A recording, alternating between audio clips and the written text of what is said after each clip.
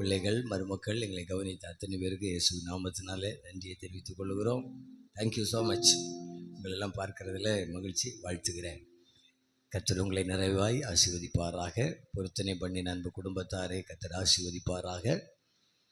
நிறைவான நன்மைகளை உங்களுக்கு தருவாராக. இந்த கூடுகைகளுக்கு பிறகு உங்கள் குடும்பங்களை கர்த்தர் ஆசீர்வதிப்பாராக. உங்கள் வேலைகளை கர்த்தர் ஆசீர்வதிப்பாராக. உங்கள் வருமானங்களை கர்த்தர் ஆசீர்வதிப்பாராக. கர்த்தர் அப்படி செய்வார்னு நம்புறீங்களா? பரிதாபமாக ஒரு சத்தம் வருது. ஒரு வாட்டி கூட கேட்டு பார்க்குறேனே. கர்த்தர் அப்படி செய்வார்னு நம்புறீங்களா? இந்த வலது கையை உயர்த்துங்க பார்க்கலாம். தகப்பனே, தந்தையே, தலை நிமிர செய்பவர் நீரே. தலை நிமிர செய்பவர் நீரே. கேடகம் நீரே, மகிமையும் நீரே. தலை நிமிர செய்பவர் நீரே. கேடகம் நீரே, மகிமையும் நீரே. தலை நிமிர செய்பவர் நீரே.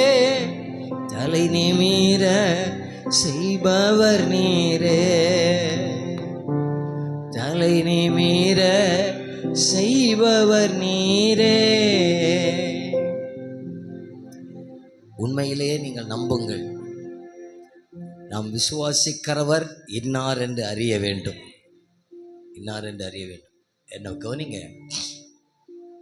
அப்போஸ்தலனாகிய பவுல் சவுலாக இருந்ததான நேரத்தில், சபைகளை பாழாக்கி கொண்டிருந்த அந்த காலத்தில்,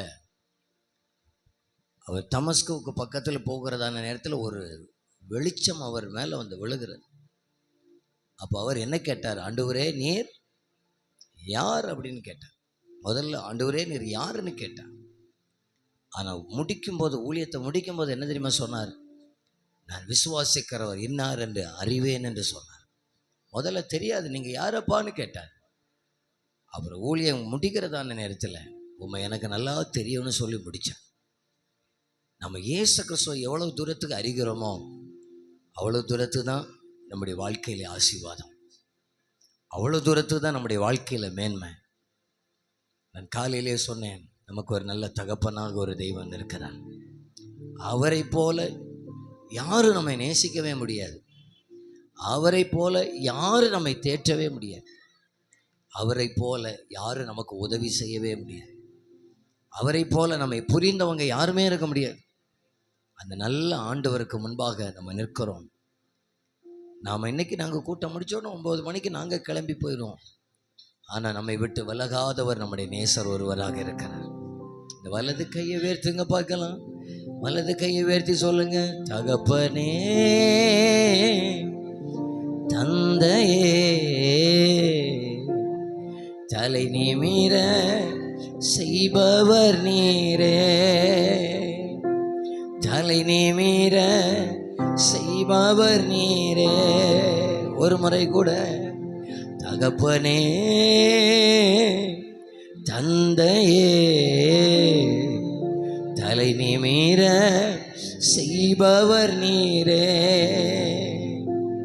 தலை நிமிர செய்பவர் நீரே. ஒரே ஒரு அடியை விசுவாசத்தோடு நல்ல 2 கைகளை தட்டி சேர்ந்து பாடலாமா? அந்த 2 கைகளை தட்டுங்க பார்க்கலாம். போடுங்க பார்க்கலாம். தகப்பனே, தந்தையே, தலை நிமிர செய்பவர் நீரே. தலை நிமிர செய்பவர் நீரே. நீங்க பாடுங்க. தகப்பனே, தகப்பனே, தந்தையே, தலை நிமிர செய்பவர் நீரே. தலை நிமிர செய்பவர் நீரே. கேடகம் நீரே, மகிமையும் நீரே. தலை நிமிர செய்பவர் நீரே. கேடகம் நீரே, மகிமையும் நீரே. தலை நிமிர செய்பவர் நீரே. தலை நிமிர செய்பவர் நீரே, தலை நிமிர செய்பவர் நீரே. ஒன்றுக்கும் நான் கலங்காமல் ஸ்தோத்தரிப்பேன், அறிவு கட்டா பேரமைதி பாதுகாக்குதே. ஒன்றுக்கும் நான் கலங்காமல் ஸ்தோத்தரிப்பேன், அறிவு கட்டா பேரமைதி பாதுகாக்குதே. நீர் விரும்பத்தக்கவை தூய்மையானவை, நீர் விரும்பத்தக்கவை தூய்மையானவை, அவைகளையே தியானம் செய்கிறேன். தினம் அறிக்கை செய்து ஜெயம் எடுப்பே, அவைகளையே தியானம் செய்கிறேன். தினம் அறிக்கை செய்து ஜெயம் எடுப்பே. கேடகம் நீரே, மகிமையும் நீரே, தலை நிமிர செய்பவர் நீரே. கேடகம் நீரே, பாடுக. தலை நிமிர செய்பவர் நீரே, தலை நிமிர செய்பவர் நீரே, தலை நிமிர செய்பவர் நீரே, தலை நிமிர செய்பவர் நீரே, தலை நிமிர. இப்ப கை தட்டி சொல்லுங்க பார்க்கலாம். கூடுமே எல்லாம் கூடுமே, உம்மால எல்லாம் கூடும், கூடாதது ஒன்றுமில்ல, உம்மால் கூடாதது ஒன்றுமில்ல. கூடுமே எல்லாம் கூடுமே, உம்மாலே எல்லாம் கூடும், கூடாதது ஒன்றுமில்ல, உம்மால் கூடாதது ஒன்றுமில்ல, உம்மால் கூடாதது ஒன்றுமில்ல, உம்மால் கூடாதது ஒன்றுமில்ல. எல்லாரும் கண்களை மூடுங்க. நான் ஒரு வார்த்தை சபைக்காகவும் இந்த பொருத்தனை பண்ணின குடும்பத்துக்காகவும் நான் ஜெபிக்கிறேன்.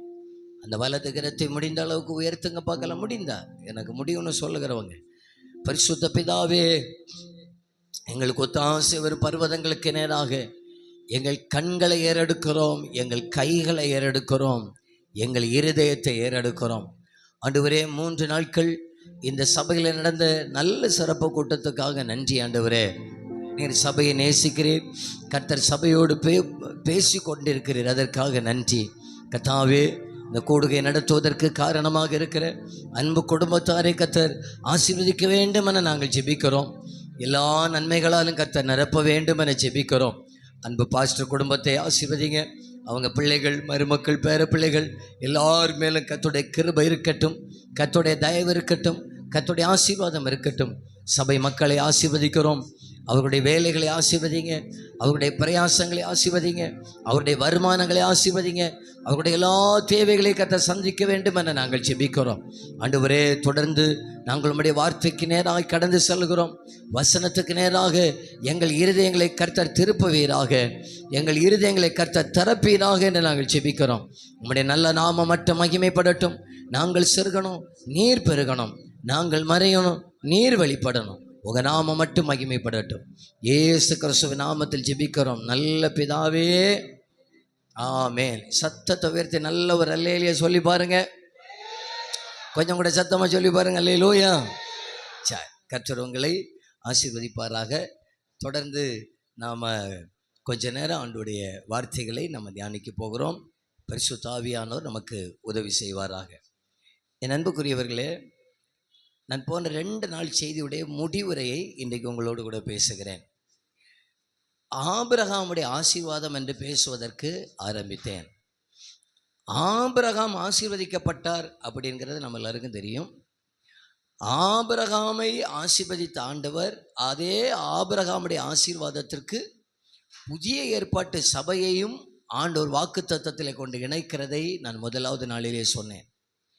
இந்த ஆபிரகாமுடைய ஆசீர்வாதத்தை நான் பெற்றுக்கொள்ள வேண்டுமே ஆனால் ஆபிரகாமுடைய அர்ப்பணிப்பு என்று சொல்லி நம்ம தியானித்தோம். அது என்னவென்று சொன்னால், ஆண்டவர் முதலாவது அவரை அழைத்தார், அவரை அழைத்ததற்கு அவர் அர்ப்பணித்தார். 2வதாக ஆண்டவர் தன்னை மாற்றுவதற்கு அர்ப்பணித்தார். அவருடைய பெயரை மாற்றுகிறார். அதுக்கு என்ன ஆண்டவரே, எங்கள் அப்பா போட்ட பேர், எங்கள் குடும்ப பேரெல்லாம் மாற்றுறீங்க அப்படின்னு சொல்லவே இல்லை. அப்படியே நம்ம அப்படி கொஞ்சம் ஒப்பிட்டு பார்த்தால் புதிய ஏற்பாட்டு சபைக்கு அது சரியான ஒரு நிழலாகத்தான் இருக்கும். ஆண்டவர் நம்மை முதலாவது பழைய வாழ்க்கையிலிருந்து நம்மை அழைக்கிறார், பழைய பாரம்பரியத்திலிருந்து நம்மை அழைக்கிறார். அதற்கு அர்ப்பணித்தால் அது நம்முடைய ஆசீர்வாதத்துடைய துவக்கமாக மாறும். ஒரே நாளில் ஆண்டவர் நம்மை ஆசீர்வதிக்கிறவர் அல்ல, கர்த்தர் நம்மை படிப்படியாக நடத்துகிறவர். நம்ம இந்த காலத்தில் படிப்படியில் ஏறுறதே பிடிக்காது, நேர லிஃப்ட்டில் 10வது மாடியில் போகணும் என்பதை விரும்புவோம். ஆனால் கர்த்தர் அவசரப்பட்டு எதையும் செய்ய மாட்டார். அழகாக நேர்த்தியாக அவர் எல்லாவற்றையும் செய்வார். முதல்ல அவர் அழைப்புக்கு அர்ப்பணித்தார். ரெண்டாவதாக தன்னை கர்த்தர் மாற்றுவதற்கு அர்ப்பணித்தார். நம்மால் மாறுவதற்கெல்லாம் முடியாது. ஆனால் நான் மாற வேண்டும் என விரும்பி ஆண்டவரிடத்தில் ஒப்பு கொடுத்தால் அவர் நம்மை மாற்றுகிறவராக இருக்கிறார். ஆண்டவராக இயேசுவே சொன்னார், என்னை இல்லாமல் உங்களால் ஒன்றும் செய்ய கூடாது என்று சொன்னார். என் தேவனால் மாற்ற முடியாத நபர்களே கிடையாது. எந்த மனுஷனையும் ஆண்டவர் மாற்றி விடுவார், எந்த சூழ்நிலையும் கர்த்தர் மாற்றி விடுவார். ராஜாக்களை தள்ளுவார், ராஜாக்களை ஏற்படுத்துவார். ஒரு கிறிஸ்தவ ஆவிக்குரிய வளர்ச்சி என்பது நாம் கர்த்தர் விரும்புகிற மாற்றத்துக்கு நாம் கர்த்தரிடத்தில் நம்மை ஒப்பு கொடுப்பது. எப்படி யாரை தெரியுமா ஆண்டவர் மாற்றுவார்? நோயாளி என்று ஒருவர் தெரிந்தால் அவர் மருத்துவரிடத்திலே போக வேண்டும். ஏன் மருத்துவரிடத்தில் போகிறார்? நான் நோயாளி ஆகையினாலே மருத்துவரிடத்தில் போகிறேன். அதே போல நான் குறைவுள்ளவன், எனக்கு மாற்றம் தேவை என்று நாம் என்றைக்கு அர்ப்பணிக்கிறோமோ கர்த்தர் நமக்குள்ளே மாற்றத்தை கொண்டு வர விரும்புகிறார். இல்லை நான் குறையெல்லாம் கிடையாது, நான் நல்லா தான் இருக்கிறேன் அப்படின்னு சொல்லுகிறவங்களுக்குள்ள கர்த்தர் ஒரு மாற்றத்தையும் செய்யவே முடியாது. ஆண்டவர் ஆபிரகாமைக்குள்ளே இந்த மாற்றத்தை எல்லாம், எப்போ உன் பேர் நீ மாற்றுறேன் அப்படின்னு சொன்னான், ஆண்டவர் என்ன செஞ்சாலும் அதை அப்படி ஏற்றுக்கொள்ளுகிற ஒரு நல்ல இருதயம் அந்த மனிதனுக்கு இருந்தது. மூன்றாவது அர்ப்பணிப்பு என்பது தேவனோடு கூட உறவாடுகிற அர்ப்பணிப்பு. சோதோம் கொமோரா பட்டணத்தை ஆண்டவர் அழிக்க போகிறார். ஆண்டவர் சண்ட சராசரங்களை உண்டாக்கின ஆண்டவர் ஆபிரகாம் இடத்துல சொல்லாமல், என் சிநேகின் இடத்துல நான் சொல்லாமல் இருக்க முடியாது அப்படின்னு சொல்றார். அந்த அளவு ஆண்டவருடைய இருதயத்துக்கு ரொம்ப நெருங்கி வந்துட்டார், உறவுக்குள்ளே வந்து விட்டார். கிறிஸ்தவ வாழ்க்கை அந்த நல்ல உறவுக்குள்ளாக வருவதற்கு நம்மை அர்ப்பணிக்க வேண்டும் என்று சொன்னேன். நான்காவதாக பரிந்து பேசுவதற்கு அர்ப்பணித்தார். தன்னை விட்டு விலகி போன லோத்து அவர் இருக்கிறார் சோதோம் கொமோரா பட்டணத்தை அழிக்க போகிறேன் அப்படின்னு சொன்ன உடனே ஆண்டவரே என்னை விட்டு பிரிஞ்சு போனோம், நாங்கள் அங்கே இருக்கிறோம், விட்டுறாதீங்க, இதுதான் சரியான வாய்ப்பு, அவன் மேலே அக்கினி இறக்கிறீங்கன்னு ஆண்டவர் சொல்லவே இல்லை. ஆண்டவரை அழிக்காதிரும். நான் திரும்ப வந்த 3வது ராத்திரி வேளையில் உங்களுக்கு ஞாபகப்படுத்துகிறேன். என்ன ஞாபகப்படுத்துகிறேன் என்று சொன்னால், நம்மை ரொம்ப வேதனைப்படுத்தினவர்கள், நம்மை ரொம்ப ஒடுக்கினவர்கள், நம்மை ரொம்ப காயப்படுத்தினவர்கள், நம்மை ரொம்ப இருதயம் நொறுங்கினது போல பேசினவர்கள், அவர்கள் அழிய வேண்டும் என்றல்ல, அவர்கள் ஒருவேளை பாதிக்கப்பட்டவர்களாக இருப்பார்களே, ஆனால் ஆண்டவரே நீர் அவர்களை கைவிட்டு விடாதிரும், நீர் அவர்களை ஆசீர்வதியும் ஆண்டவரே என்று பரிந்து பேசுகிற ஒரு இருதயம் நமக்கு இருக்குமே, ஆனால் கர்த்தர் ஆபிரகாமை ஆசீர்வதித்தவர் நம்மையும் ஆசீர்வதிப்பார் என்று முதலாவது நாளிலே சொன்னேன். நேற்றைய தினத்திலே வாசித்த வசனத்திலிருந்து இன்றைக்கும் தொடங்குகிறேன். நம்ம எல்லாரும் வாசிக்கலாம். எபிரேயர் எழுதின நிருபம் 11வது அதிகாரம். எபிரேயர் எழுதின நிருபம் 11. எல்லாரும் என்ன நல்ல ஆழமாக கவனிச்சுக்கோங்க. கொஞ்சம் நம்ம இன்னைக்கு கொஞ்சம் கூட நம்ம காரியங்களை கற்றுக்கொள்ள. எபிரேயர் 11வது அதிகாரம். நேற்றைய தினத்திலே வாசித்த அதே வசனத்தை நம்ம வாசிக்கலாம். 10வது வசனம். ஏனெனில் தேவன் தாமே கட்டி உண்டாக்கின அஸ்திபாரங்கள் உள்ள நகரத்திற்கு அவன் காத்திருந்தான். எவன் காத்திருந்தான்? ஆபிரகாம் காத்திருந்தான். என்ன கவனிங்க. அப்படியே நம்ம பார்த்தால் ஒரு விசுவாசியுடைய நம்பிக்கையை நம்ம இங்கே பார்க்க முடியும். ஆபிரகாமை குறித்து நம்ம எங்கே பார்க்கிறோம்? ஆதியாகமம் 12 பார்க்கிறோம். ஆனால் அவருடைய வாழ்க்கையை எடுத்து எபிரேயர் 11வது அதிகாரத்தில் எழுதி புதிய ஏற்பாட்டு சபைக்கு ஆபிரகாமை ஒரு நிழலாக வைத்திருக்கிறார்.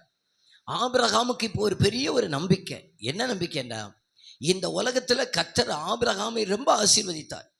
ஆதியாகமம் 24:35 ஒன்றுமே போதுமானது. கர்த்தர் அவரை எவ்வளோ ஆசீர்வதித்தார் என்பதற்கு ஒரு வசனம் போதும். எல்லாமே அங்கே இருக்கிறது.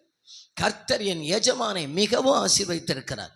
அவர் சீமானா இருக்கிறார். அவருக்கு வேலைக்காரர்கள், ஒட்டகங்கள், கழுதை, பொன்னு, வெள்ளி எல்லாவற்றையும் கொடுத்திருக்கிறார். இவ்வளவு ஆசீர்வதிக்கப்பட்ட ஒரு மனுஷன் என்ன சொல்லுகிறார் என்றால், இந்த பூமி எனக்கு சொந்தம் அல்ல, கர்த்தர் எனக்கு ஒரு வீட்டை ஆயத்தப்படுத்தி வைத்திருக்கிறார். கர்த்தர் எனக்கு ஒரு நகரத்தை ஆயத்தப்படுத்தி வைத்திருக்கிறார். என் அன்புக்குரியவர்களே, புதிய ஏற்பாட்டு சபை மக்களுடைய நம்பிக்கை இதுவாகத்தான் இருக்க வேண்டும். ஆண்டவர் நம்மை ஆசீர்வதிப்பாரா? கண்டிப்பா ஆசீர்வதிப்பார்.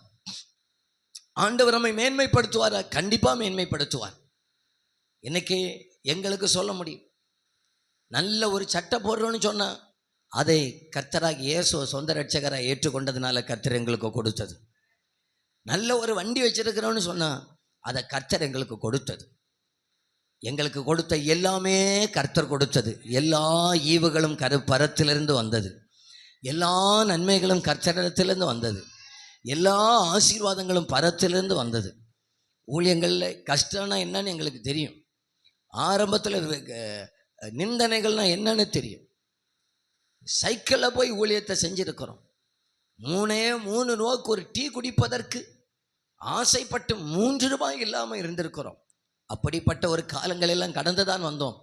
இன்றைக்கு ஆண்டவர் கொஞ்சம் ஆசீர்வதித்ததும், இன்றைக்கு ஆண்டவர் கொஞ்சம் பெயரையும் கொஞ்சம் நன்மைகளையும் தந்ததும், இந்த பூமி நமக்கு சொந்தம் அல்ல.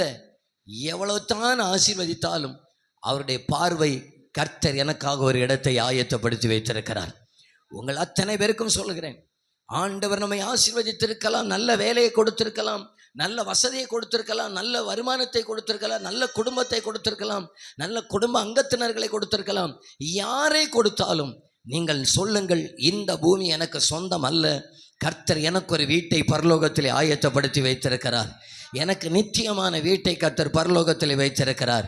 நம்மில் எத்தனை பேருக்கு சொல்ல முடியும், எனக்கு ஒரு இடத்தை கர்த்தர் பரலோகத்தில் வைத்திருக்கிறார் என சொல்ல முடியும்னு சொல்லுகிறவங்க அந்த கரத்தை உயர்த்தி ஒரு ஆமேன்னு சொல்லியிருக்க பகலாம். ஏன் அவருக்கு இதை சொல்ல முடிந்தது என்று நேற்றைய தினத்திலே நான் பேசினேன். ஏன் அவருக்கு சொல்ல முடிந்தது? பாருங்கள், முதலாவது அவருக்குள்ள என்ன இருந்தது என்றால் விசுவாசம் இருந்தது. விசுவாசம் இருந்தது. அவர் விசுவாசத்தில் பலவீனனாக இருக்கவில்லை. இன்றைக்கும் புதிய ஏற்பாட்டு சபையில் ஆண்டவர் என்ன எதிர்பார்க்கிறார் என்றால், முதல்ல ரட்சிப்புடைய அடிப்படையை விசுவாசம். ரட்சிப்புக்கு காசு கொடுக்க வேண்டிய அவசியம் இல்லை. ஒரு மனிதன் ரட்சிக்கப்படுவதற்கு, பரலோக ராஜ்யத்துக்கு அவகாசியாக மாறுவதற்கு ஒரு மனிதன் இன்னொரு பாத யாத்திரை பண்ண வேண்டிய அவசியம் இல்லை, இன்னொரு பொருத்தனை பண்ண வேண்டிய அவசியம் இல்லை. ஒரு மனுஷன் ரட்சிக்கப்படுவதற்கு அந்த மனுஷன் முதலாவது படி கர்த்தராகிய இயேசுவை விசுவாசிக்க வேண்டும். இருதயத்தில் விசுவாசித்து நாவினால் அறிக்கையிட வேண்டும். ஆபிரகாமுக்கு எனக்கு ஒரு வீடு இருக்கிறது என்கிற நம்பிக்கை முதல்ல அவருக்குள்ள இருந்தது. அவருக்குள்ள விசுவாசம். புதிய ஏற்பாட்டு சபைக்கு நமக்கு முதல்ல இருக்க வேண்டியது விசுவாசம். நம்ம அப்படியே கிறிஸ்தவ குடும்பத்தில் பிறந்ததுனால கிறிஸ்தவன்னு சொல்லிடுறோம். எங்கள் அப்பா ரட்சிக்கப்பட்டாங்க, ஆகையினால எங்கள் அம்மா ரட்சிக்கப்பட்டாங்க, அப்படியே நாங்கள் அவங்களுக்கு பிள்ளையா பிறந்ததுனால நான் ரட்சிக்கப்பட்டேன்னு நினைக்கிறோம். அப்படியெல்லாம் கிடையாது. நான் ரட்சிக்கப்பட வேண்டுமே ஆனால் நான் கர்த்தரை விசுவாசிக்க வேண்டும். ஆண்டவர் எனக்காக மரித்தார், நான் பாவி, மரித்து அடக்கம் பண்ணப்பட்டு உயிர் தெழுந்தார், அவரை விசுவாசிக்கிறதுனால தான் எனக்கு ரட்சிப்பு வருகிறது என்று சொன்னால் நான் அவரை முதலாவது விசுவாசிக்க வேண்டும். அந்த விசுவாசத்தினால் உண்டாகிற நீதி, விசுவாசத்தினால் உண்டாகிறதான ரட்சிப்பு, அதை நாம் சுதந்திரித்துக் கொள்வதற்கு கர்த்தர் கிருபை தருவாராக. கர்த்தராக இயேசுவை நீ விசுவாசி, அப்பொழுது நீ இவன் வீட்டாரும் ரட்சிக்கப்படுவீர்கள். அப்படியே ஆபிரகாம சபைக்கு பார்த்தது போல இருக்கு இல்லையா? 2, ஆபிரகாமில் என்ன இருந்ததென்றால் அவர் அப்படி ஆண்டவருக்கு கீழ்ப்படிந்தார். அது நீதியாக எண்ணப்பட்டது. கீழ்ப்படிதல் ஒரு நீதியாக எண்ணப்பட்டது. இங்கே ஞான ஸ்நானத்தை கர்த்தர் ஒரு நீதியாக வைத்தார். ஞான ஸ்நானத்தை ஒரு நீதியாக வைத்தார், சட்டமாக வைத்தார்.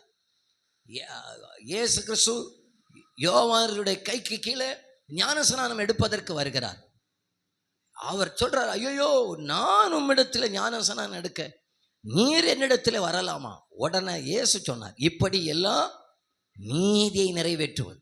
நான் அதுக்கு ஒரு சின்ன ஒரு அர்த்தத்தை உங்களுக்கு சொல்ல, சின்ன ஒரு விளக்கத்தை சொல்ல.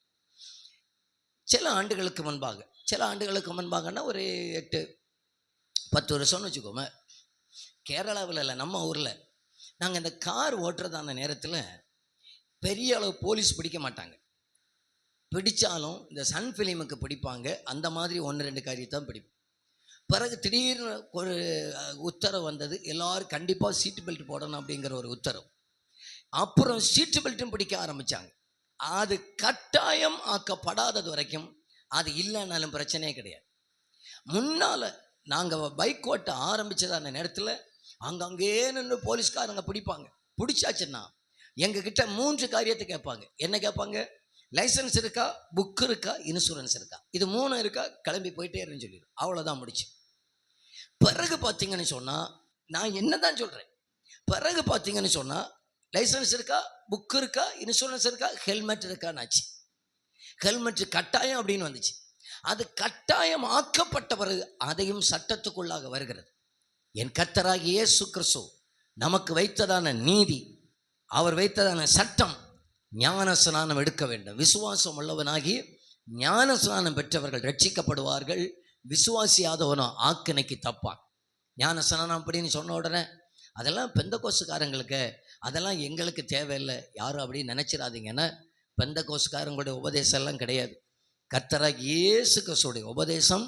இயேசுவை ஞானஸ்நானம் எடுக்க சொல்லியிருக்கிறாரு. அங்கே ஆபிரகாம் கீழ்ப்படிந்தார். இங்கே நாமும் அந்த நீதிக்கு கீழ்ப்படிவோமே ஆனால் நமக்கும் சொல்ல முடியும். என்ன சொல்ல முடியும்? கர்த்தர் எனக்கு ஒரு இடத்தை ஆயத்தப்படுத்தி இருக்கிறாரு. ராமேன்னு சொல்லிடுங்க பார்க்கலாம். எத்தனை பேர் புரிகிறவங்க கைகளை உயர்த்தி நல்ல சத்தமா ஒரு அல்லேலூயா சொல்லிடுங்க. நெய்யூரில் ஒரு இருக்கிறவங்களுக்கு இவ்வளோதான் சத்தமா? இன்னும் நல்ல கம்பீர சத்தமாக சொல்லி பாருங்க பார்க்கலாம். ஹல்லேலூயா. நான் முன்னரே தான் சொல்லி கொண்டிருக்கிறேன், செய்தி இனிமே தான் தொடங்குவேன். நல்ல வெளிப்பாக இருந்து கொள்ளுங்கள். நான் இவ்வளவு சொன்னாதான் இன்றைய செய்தி உங்களுக்கு புரியும் என்பதற்காக. அடுத்ததாக பார்த்தீங்கன்னு சொன்னால், தனக்குண்டான எல்லாவற்றையும் விட 100வது வயதில் தனக்கு கொடுத்த பிள்ளையை விட தெய்வத்தை நேசித்தார். உன் புத்திரன் என்றும் ஏகசுதன் என்றும் நேசகுமாரன் பலியிடுன்னு சொன்னார். பலிபீடத்தில் கொண்டு வந்த பிறகு உன் புத்திரனும் நேசகுமாரனும் என்கிற வார்த்தையை சொல்லலை, ஏகசுதனன்னு சொல்லி விட்டுட்டார். நேசம் ஆண்டவரே கண்டுபிடிச்சிட்டார். இந்த ஆபிரகாம் என்னை நேசிக்கிறான் என்று சொல்லி. ஆண்டவர் இந்த புதிய ஏற்பாட்டு காலத்தில் நம்மிடத்தில் என்ன எதிர்பார்க்கிறார்?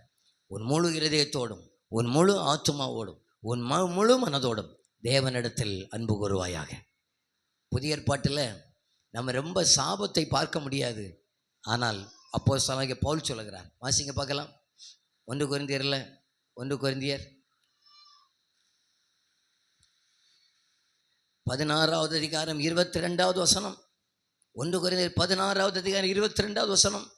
ஒருவன் கர்த்தராகிய, எடுத்துக்கிட்டீங்களா? எடுத்தவங்க சேர்ந்து வாசிங்க என் கூட. பக்கம் 240. இதெல்லாம் அண்டர்லைன் பண்ணி வச்சுக்கிடுங்க.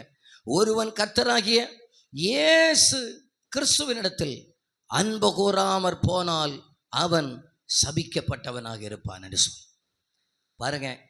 நமக்கு சாபம் எப்படியும் பழைய ஏற்பாட்டில் நியாயப்பிரமாணங்களை சொல்லி இதை செய்தால் ஆசீர்வாதம், இதை செய்யாவிட்டால் சாபம், சில குற்றங்களை செய்தால் சாபம்.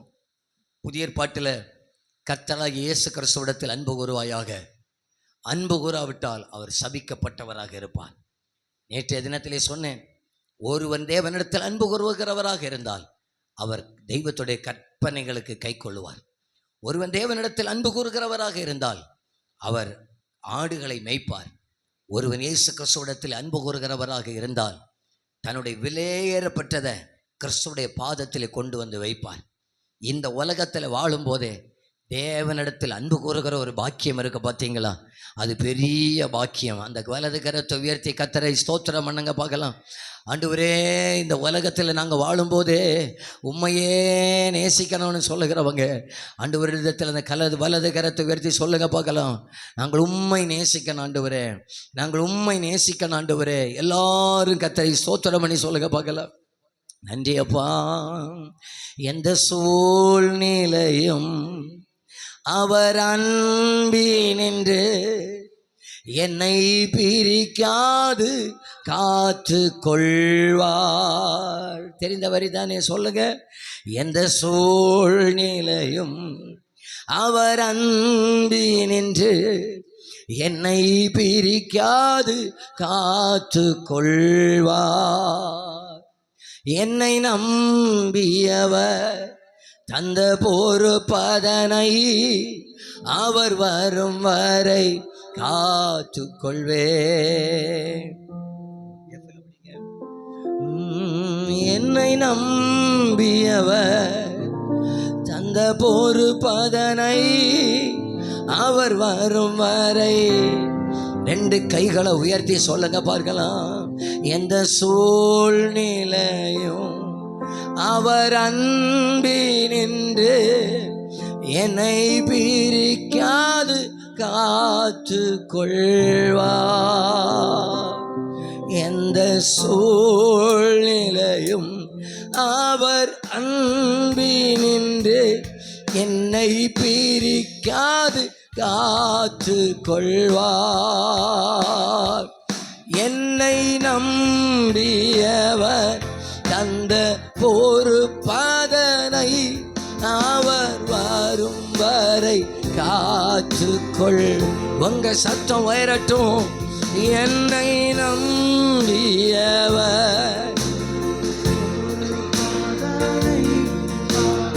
வரும் வரை காத்து கொள்வேன். என்னை நம்பியவர், என்னை நம்பியவர் தந்த பொறுப்பதனை அவர் வரும் வரை காத்து கொள்வேன். ஆண்டவரே, இந்த உலகத்தில் நான் காண்கிற எல்லாவற்றை விட நான் உம்மை நேசிக்கணும் ஆண்டவரே. நான் எல்லாரையும் விட நான் உம்மை அதிகமாய் நேசிக்கணும் ஆண்டவரே. இந்த உலகத்தில் நம்ம வாழும்போதே கர்த்தரிடத்தில் அன்பு கூர்ந்துட்டோன்னு சொன்னான். வாழும்போதே இவரை போல, ஆபிரகாமை போல நாமும் சொல்லுவோம், தேவன் எனக்கு ஒரு வீட்டை ஆயத்தப்படுத்தி வைத்திருக்கிறார்.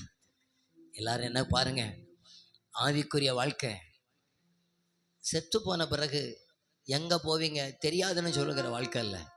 எங்கே போவீங்கன்னு கேட்டா, என் கர்த்தருடைய வீட்டுக்கு போவேன் என்று சொல்லி கொண்டு போகிற வாழ்க்கை. இயேசு வந்தா யார் பரலோகத்து போவீங்கன்னு கேட்டா, போவேனா மாட்டேனா தெரியாது, வந்தாதானே தெரியும் என்று சந்தேகப்படுகிற கூட்டம் அல்ல. வேத புத்தகத்தில் வாழ்ந்த அத்தனை பரிசுத்த வாழ்வான்களும், அத்தனை தேவ பிள்ளைகளும், அத்தனை தேவ பிள்ளைகளும் நான் எங்கே போகிறேன் என்று சொல்லிவிட்டு தான் மரித்திருக்கிறார்கள். ஆகையினால ஒரு தேவ பிள்ளையாக நமக்குள்ளே ஒரு பெரிய ஒரு நம்பிக்கை. இந்த உலகத்தில் நான் கண்ணை மூடினாலும் கர்த்தர் எனக்கு ஒரு வீட்டை ஆயத்தப்படுத்தி வைத்திருக்கிறார். அந்த நம்பிக்கை கர்த்தர் எனக்கு இன்றைக்கு தந்து தான் அனுப்பணும்னு சொல்லுகிறவர்கள் ரெண்டு கைகளை தட்டி கர்த்தருக்கு நல்ல ஒரு அல்லேலியா சொல்லுங்க பார்க்கலாம். கை தட்டுனா நல்லா தட்டுங்க, இல்லைன்னா தட்டலைனாலும் பரவாயில்ல, ஆனால் தட்டுனா நல்லா தட்டிருங்க பார்க்கலாம், முழு பலத்தோடு. ஹல்லேலூயா, ஹல்லேலூயா, ஹல்லேலூயா, ஹல்லேலூயா. இனி இன்னைக்கு செய்தியை நான் தொடங்குகிறேன். ஆபிரகாமுடைய நம்பிக்கை தான் சபையுடைய நம்பிக்கை என்று பேசி தொடங்குகிறேன்.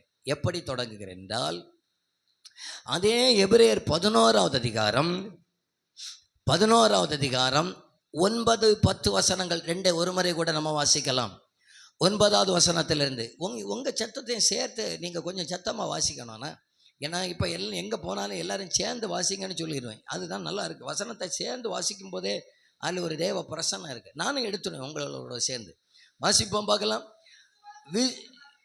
எல்லோரும் சேர்ந்து வாசிப்போனா, இந்த அம்மா சேர்ந்து வாசிக்கும் போது அவங்க சத்தம் அவ்வளோ வரும் பாருங்க.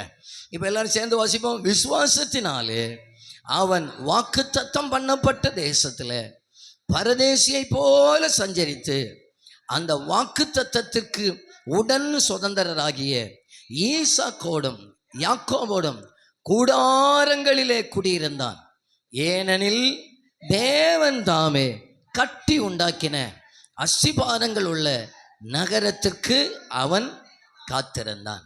இப்போ பாருங்க, அந்த ஆபிரகாமுடைய நம்பிக்கை என்னவென்றால், நான் முதல்ல சொன்னது போல கர்த்தர் அவரை அதிகமாய் ஆசீர்வதித்திருந்தார். நான் நினைக்கிறேன் ஆபிரகாமை இவ்வளவு ஆசீர்வதிப்பார்னு சொல்லி ஆபிரகாமே நம்பி இருக்க மாட்டார் நான் நினைக்கிறேன். அந்த அளவுக்கு ரொம்ப ரொம்ப உச்சத்தில் ஆண்டவர் ஆசீர்வதித்தார். எவ்வளவு ஆசீர்வதித்தாலும் அவர் சொன்ன வார்த்தை என்ன தெரியுமா? நான் ஒரு பரதேசி. எல்லாரும் அந்த வார்த்தையை சொல்லுங்க பார்க்கலாம். நான் ஒரு பரதேசி சொல்லுங்க, கேட்டுற போது. நமக்கு இந்த நாகர்கோயில் தாண்டி போயாச்சுன்னா மற்றவங்களை திட்டுறதுக்காகவும் சொல்லுவாங்க. என்னன்னு? ஆட பரதேசி இப்படி சொல்ல. மற்றவங்களை திட்டுறதுக்காகவும். பரதேசினா என்னது சொல்லுங்க பார்க்கலாம். அதை கேட்கட்டுமே. நான் ஒரு பரதேசின்னு சொன்ன உடனே நீங்கள் சொல்லிட்டீங்களே, பரதேசினா என்னது?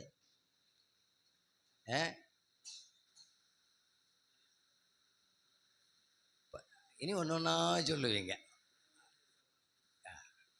சரி, பரதேசி அப்படின்னு சொன்னால் அதோடைய மொழிபெயர்ப்புலேருந்து நான் விளக்கமாக அழகாக சொல்லிட்டேன். என்னுடைய சொந்த ஊர் அங்கே.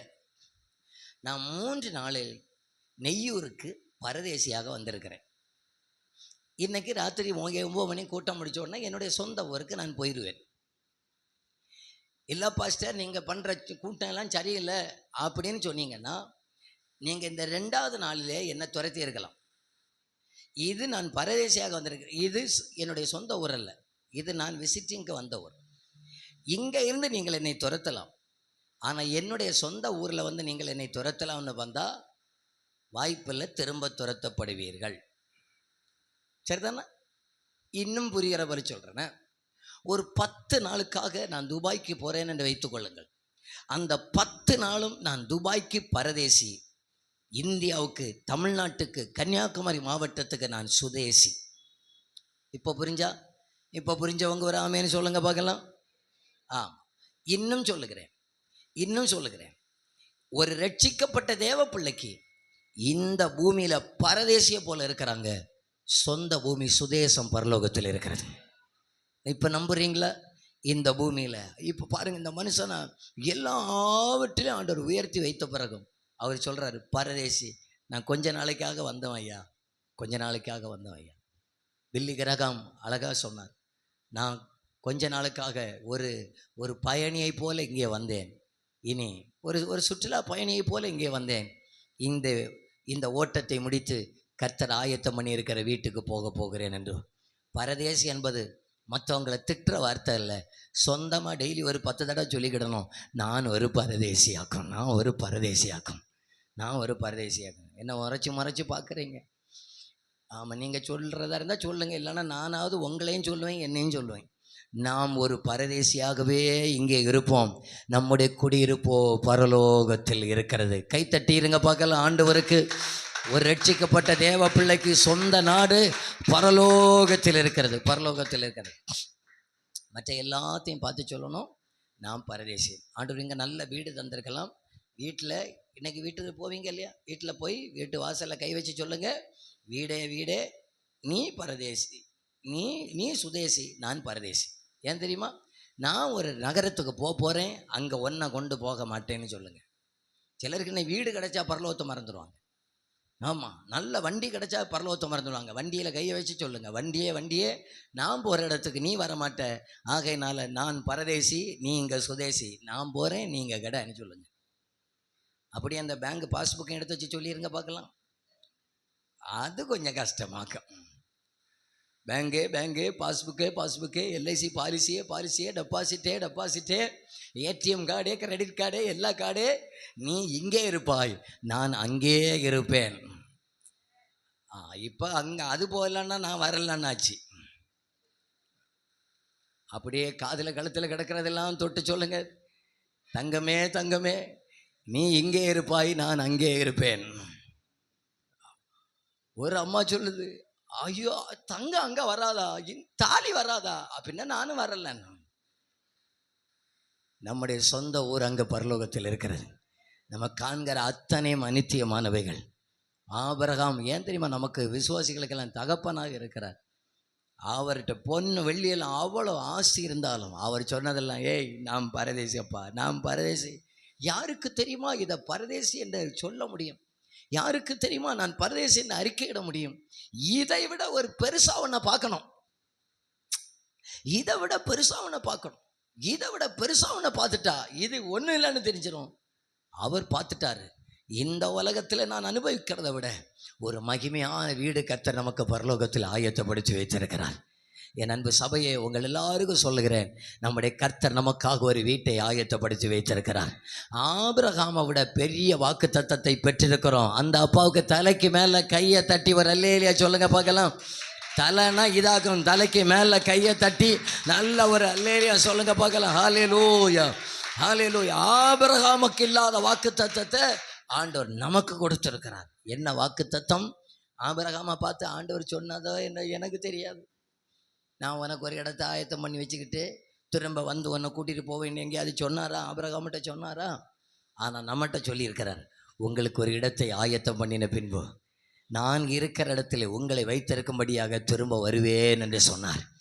நம்மை அந்த நகரத்தில், அந்த வீட்டில், அந்த வாசஸ்தலத்தில், அந்த மகிமையில் கொண்டு போவதற்காக நம்முடைய கர்த்தராகிய இயேசு வரப்போகிறார். அந்த நம்முடைய கர்த்தராகிய இயேசு வரப்போகிறார். அல்லேலூயா. சரி, இப்போ முதல்ல நமக்கு இங்கே விட்டாதான் அங்கே போக முடியும் என்கிறத நம்ம உணரணும். நமக்கு பலருக்கு ஆசை என்னன்னா, ஆண்டவரே நாங்கள் வாழும்போது ஐஸ்வர்யவானாக வாழ வேண்டும், மரிக்கும்போது லாசருவை போல மரிக்க வேண்டும். அவருக்கு எவ்வளோதான் காசு கொடுத்தாலும் அவருக்கு மைண்ட் இங்கேயே கிடையாதுங்க. உன்னை பெருசாக பார்த்துட்டார். எங்கள் பூர்வ பிதாக்கள் எல்லாம் என்ன பார்த்து ஆண்டவரை ஆராதிச்சாங்க? நான் இதெல்லாம் யோசித்து பார்ப்பேன் பாருங்க. என்ன கண்டு அவங்க தெய்வத்தை சேவிச்சாங்க? ஒரு துணி போனால் மறு துணி கிடையாது. ஒரு செருப்பு அது இருந்தாலே பயங்கர ஆச்சரியமாக்கும். பல கிலோமீட்டர் தூரம். இன்னைக்கு நெய்யூருக்கு ஒரு பாஸ்டர் பிரசங்கம் பண்ண வருகிறார்னா அவர் மத்தியானத்திலேயே நடக்க ஆரம்பிப்பார். கையில் காசு இருக்குமோ இல்லையோ தெரியாது. அவ்வளவு கஷ்டப்பட்டுலாம் ஊழியம் செஞ்சாங்க. அவங்களுக்கு நல்ல ஒரு நேரம் திருப்தியாக சாப்பாடு கிடைக்கிறதே பெரிய சவாலாக இருந்துச்சு. அவர்கள் எதை பார்த்து ஆண்டவரை ஆராதித்தார்கள்? எதை பார்த்து ஆண்டவரை ஆராதித்தார்கள்? ஒன்றை மட்டும் பார்த்தார்கள். இந்த உலகத்தில் நாங்கள் எவ்வளோ பாடுகள் பட்டாலும், இந்த உலகத்தில் எவ்வளோ தியாகம் சகித்தாலும், இதை விட பெரிய ஒரு வீட்டை கர்த்தர் ஆயத்தப்படுத்தி வைத்திருக்கிறார். அந்த மகிமையை பார்த்ததுனால இங்கே எல்லாத்தையும் விட்டாங்க. விடுறதுக்குன்னு தயாரானாங்க.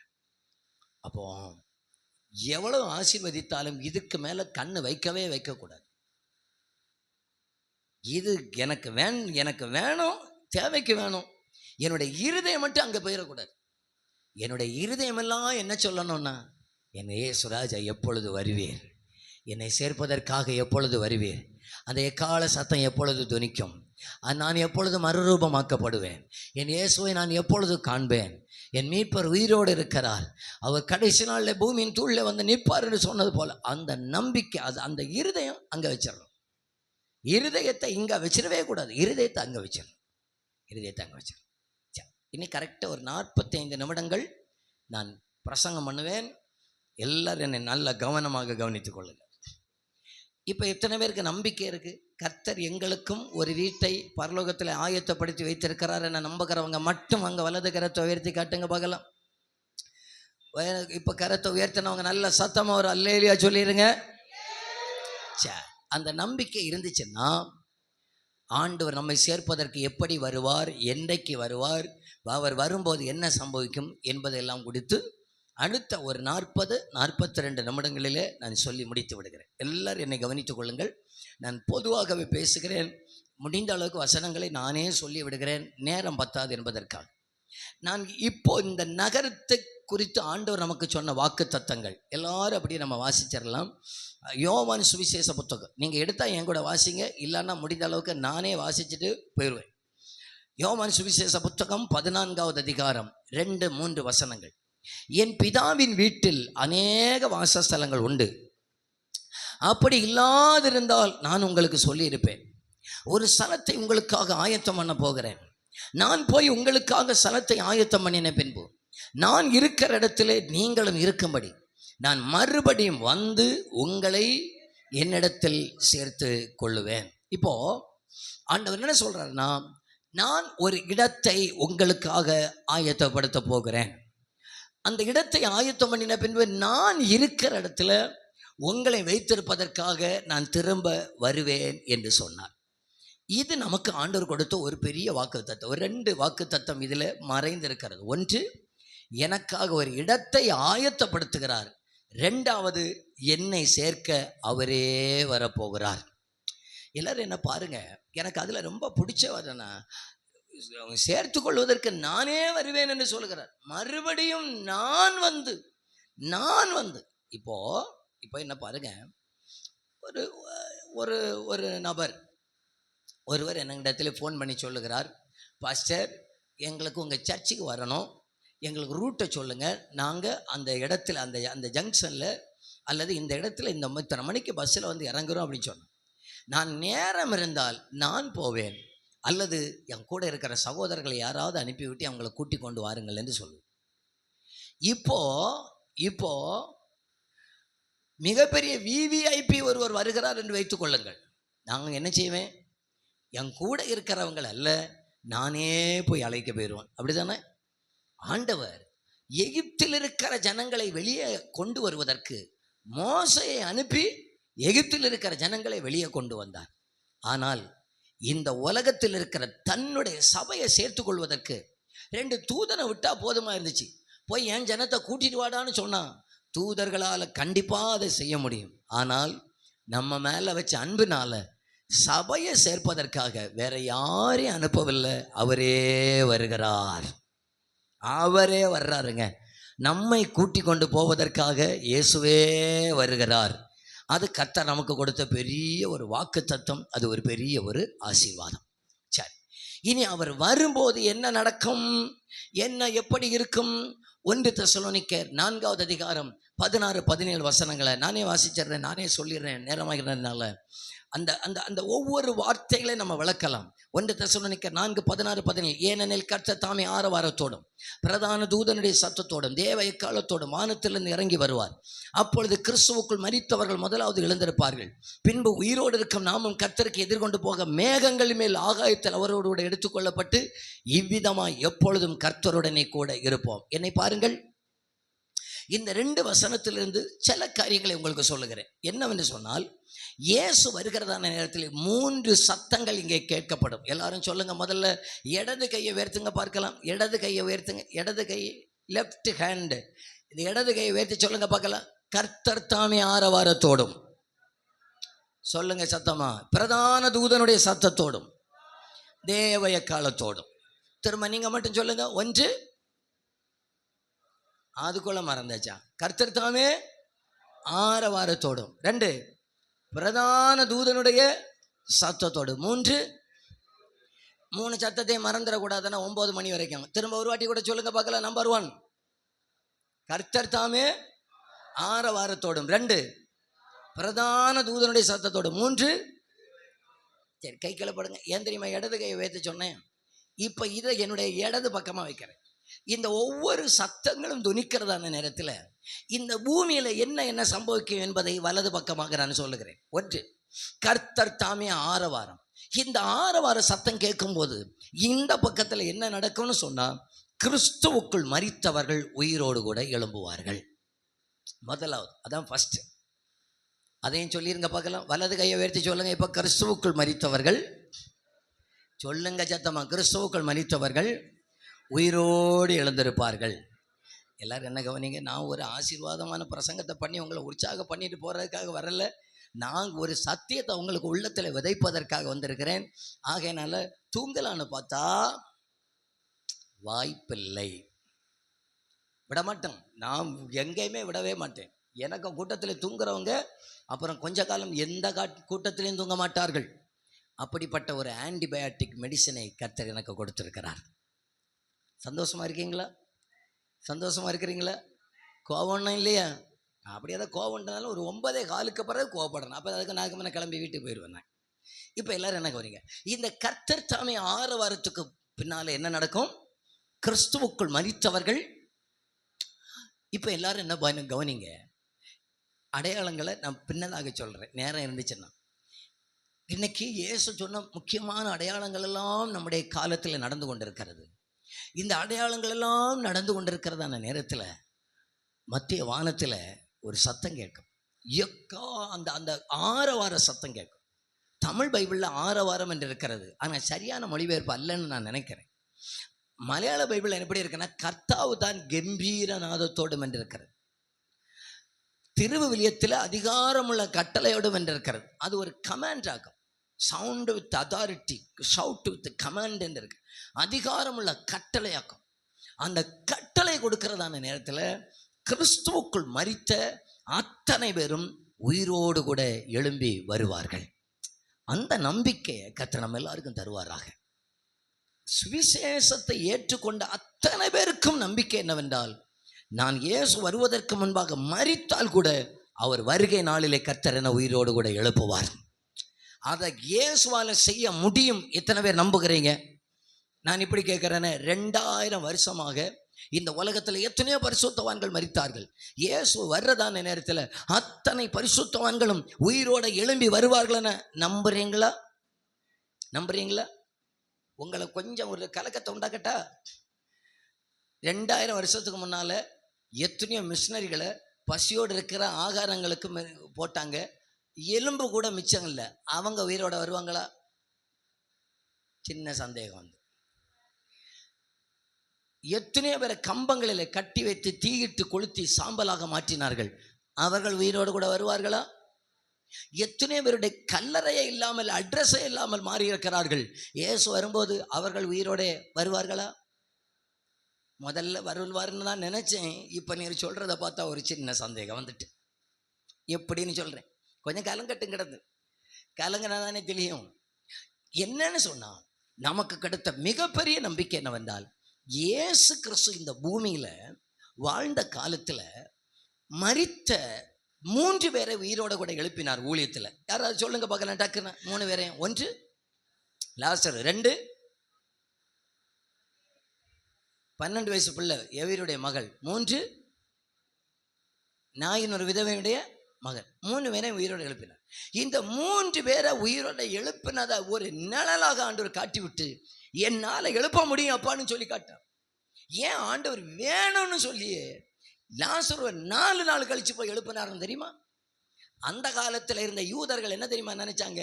ஒரு மனுஷன் செத்து போனான்னா 4 நாள் அவனுக்கு ஆவி அங்கோட்டு தான் நிற்கும், 4 நாளையில் எழும்பி வர்றதுக்கு வாய்ப்பு இருக்குன்னு நினைச்சாங்க. ஆகையினால சிலர் நினைச்சாங்க. ஆகையினால தான் ஆண்டவர் வேணும்னு சொன்ன 4 நாள் தாண்டி அவனை எழுப்பி விட்டார். 4 நாள் இல்லை, 40 நாள் ஆனாலும் என்னால் ஒருவனை எழுப்ப முடியும் என்பதை ஆண்டவர் காட்டி விட்டார். எப்படி காட்டினார் தெரியுமா? சிம்பிளா சொல்ல, லாசருடைய கல்லறை தோட்டத்தில் போனாராம். கல்லறை தோட்டத்தில் போய் என்ன சொன்னார்? லாசருவே வெளியே வா. அதுக்கு என்ன அர்த்தம்? லாசருவே, நான் அர்த்தத்தை நான் சொல்கிறேன்.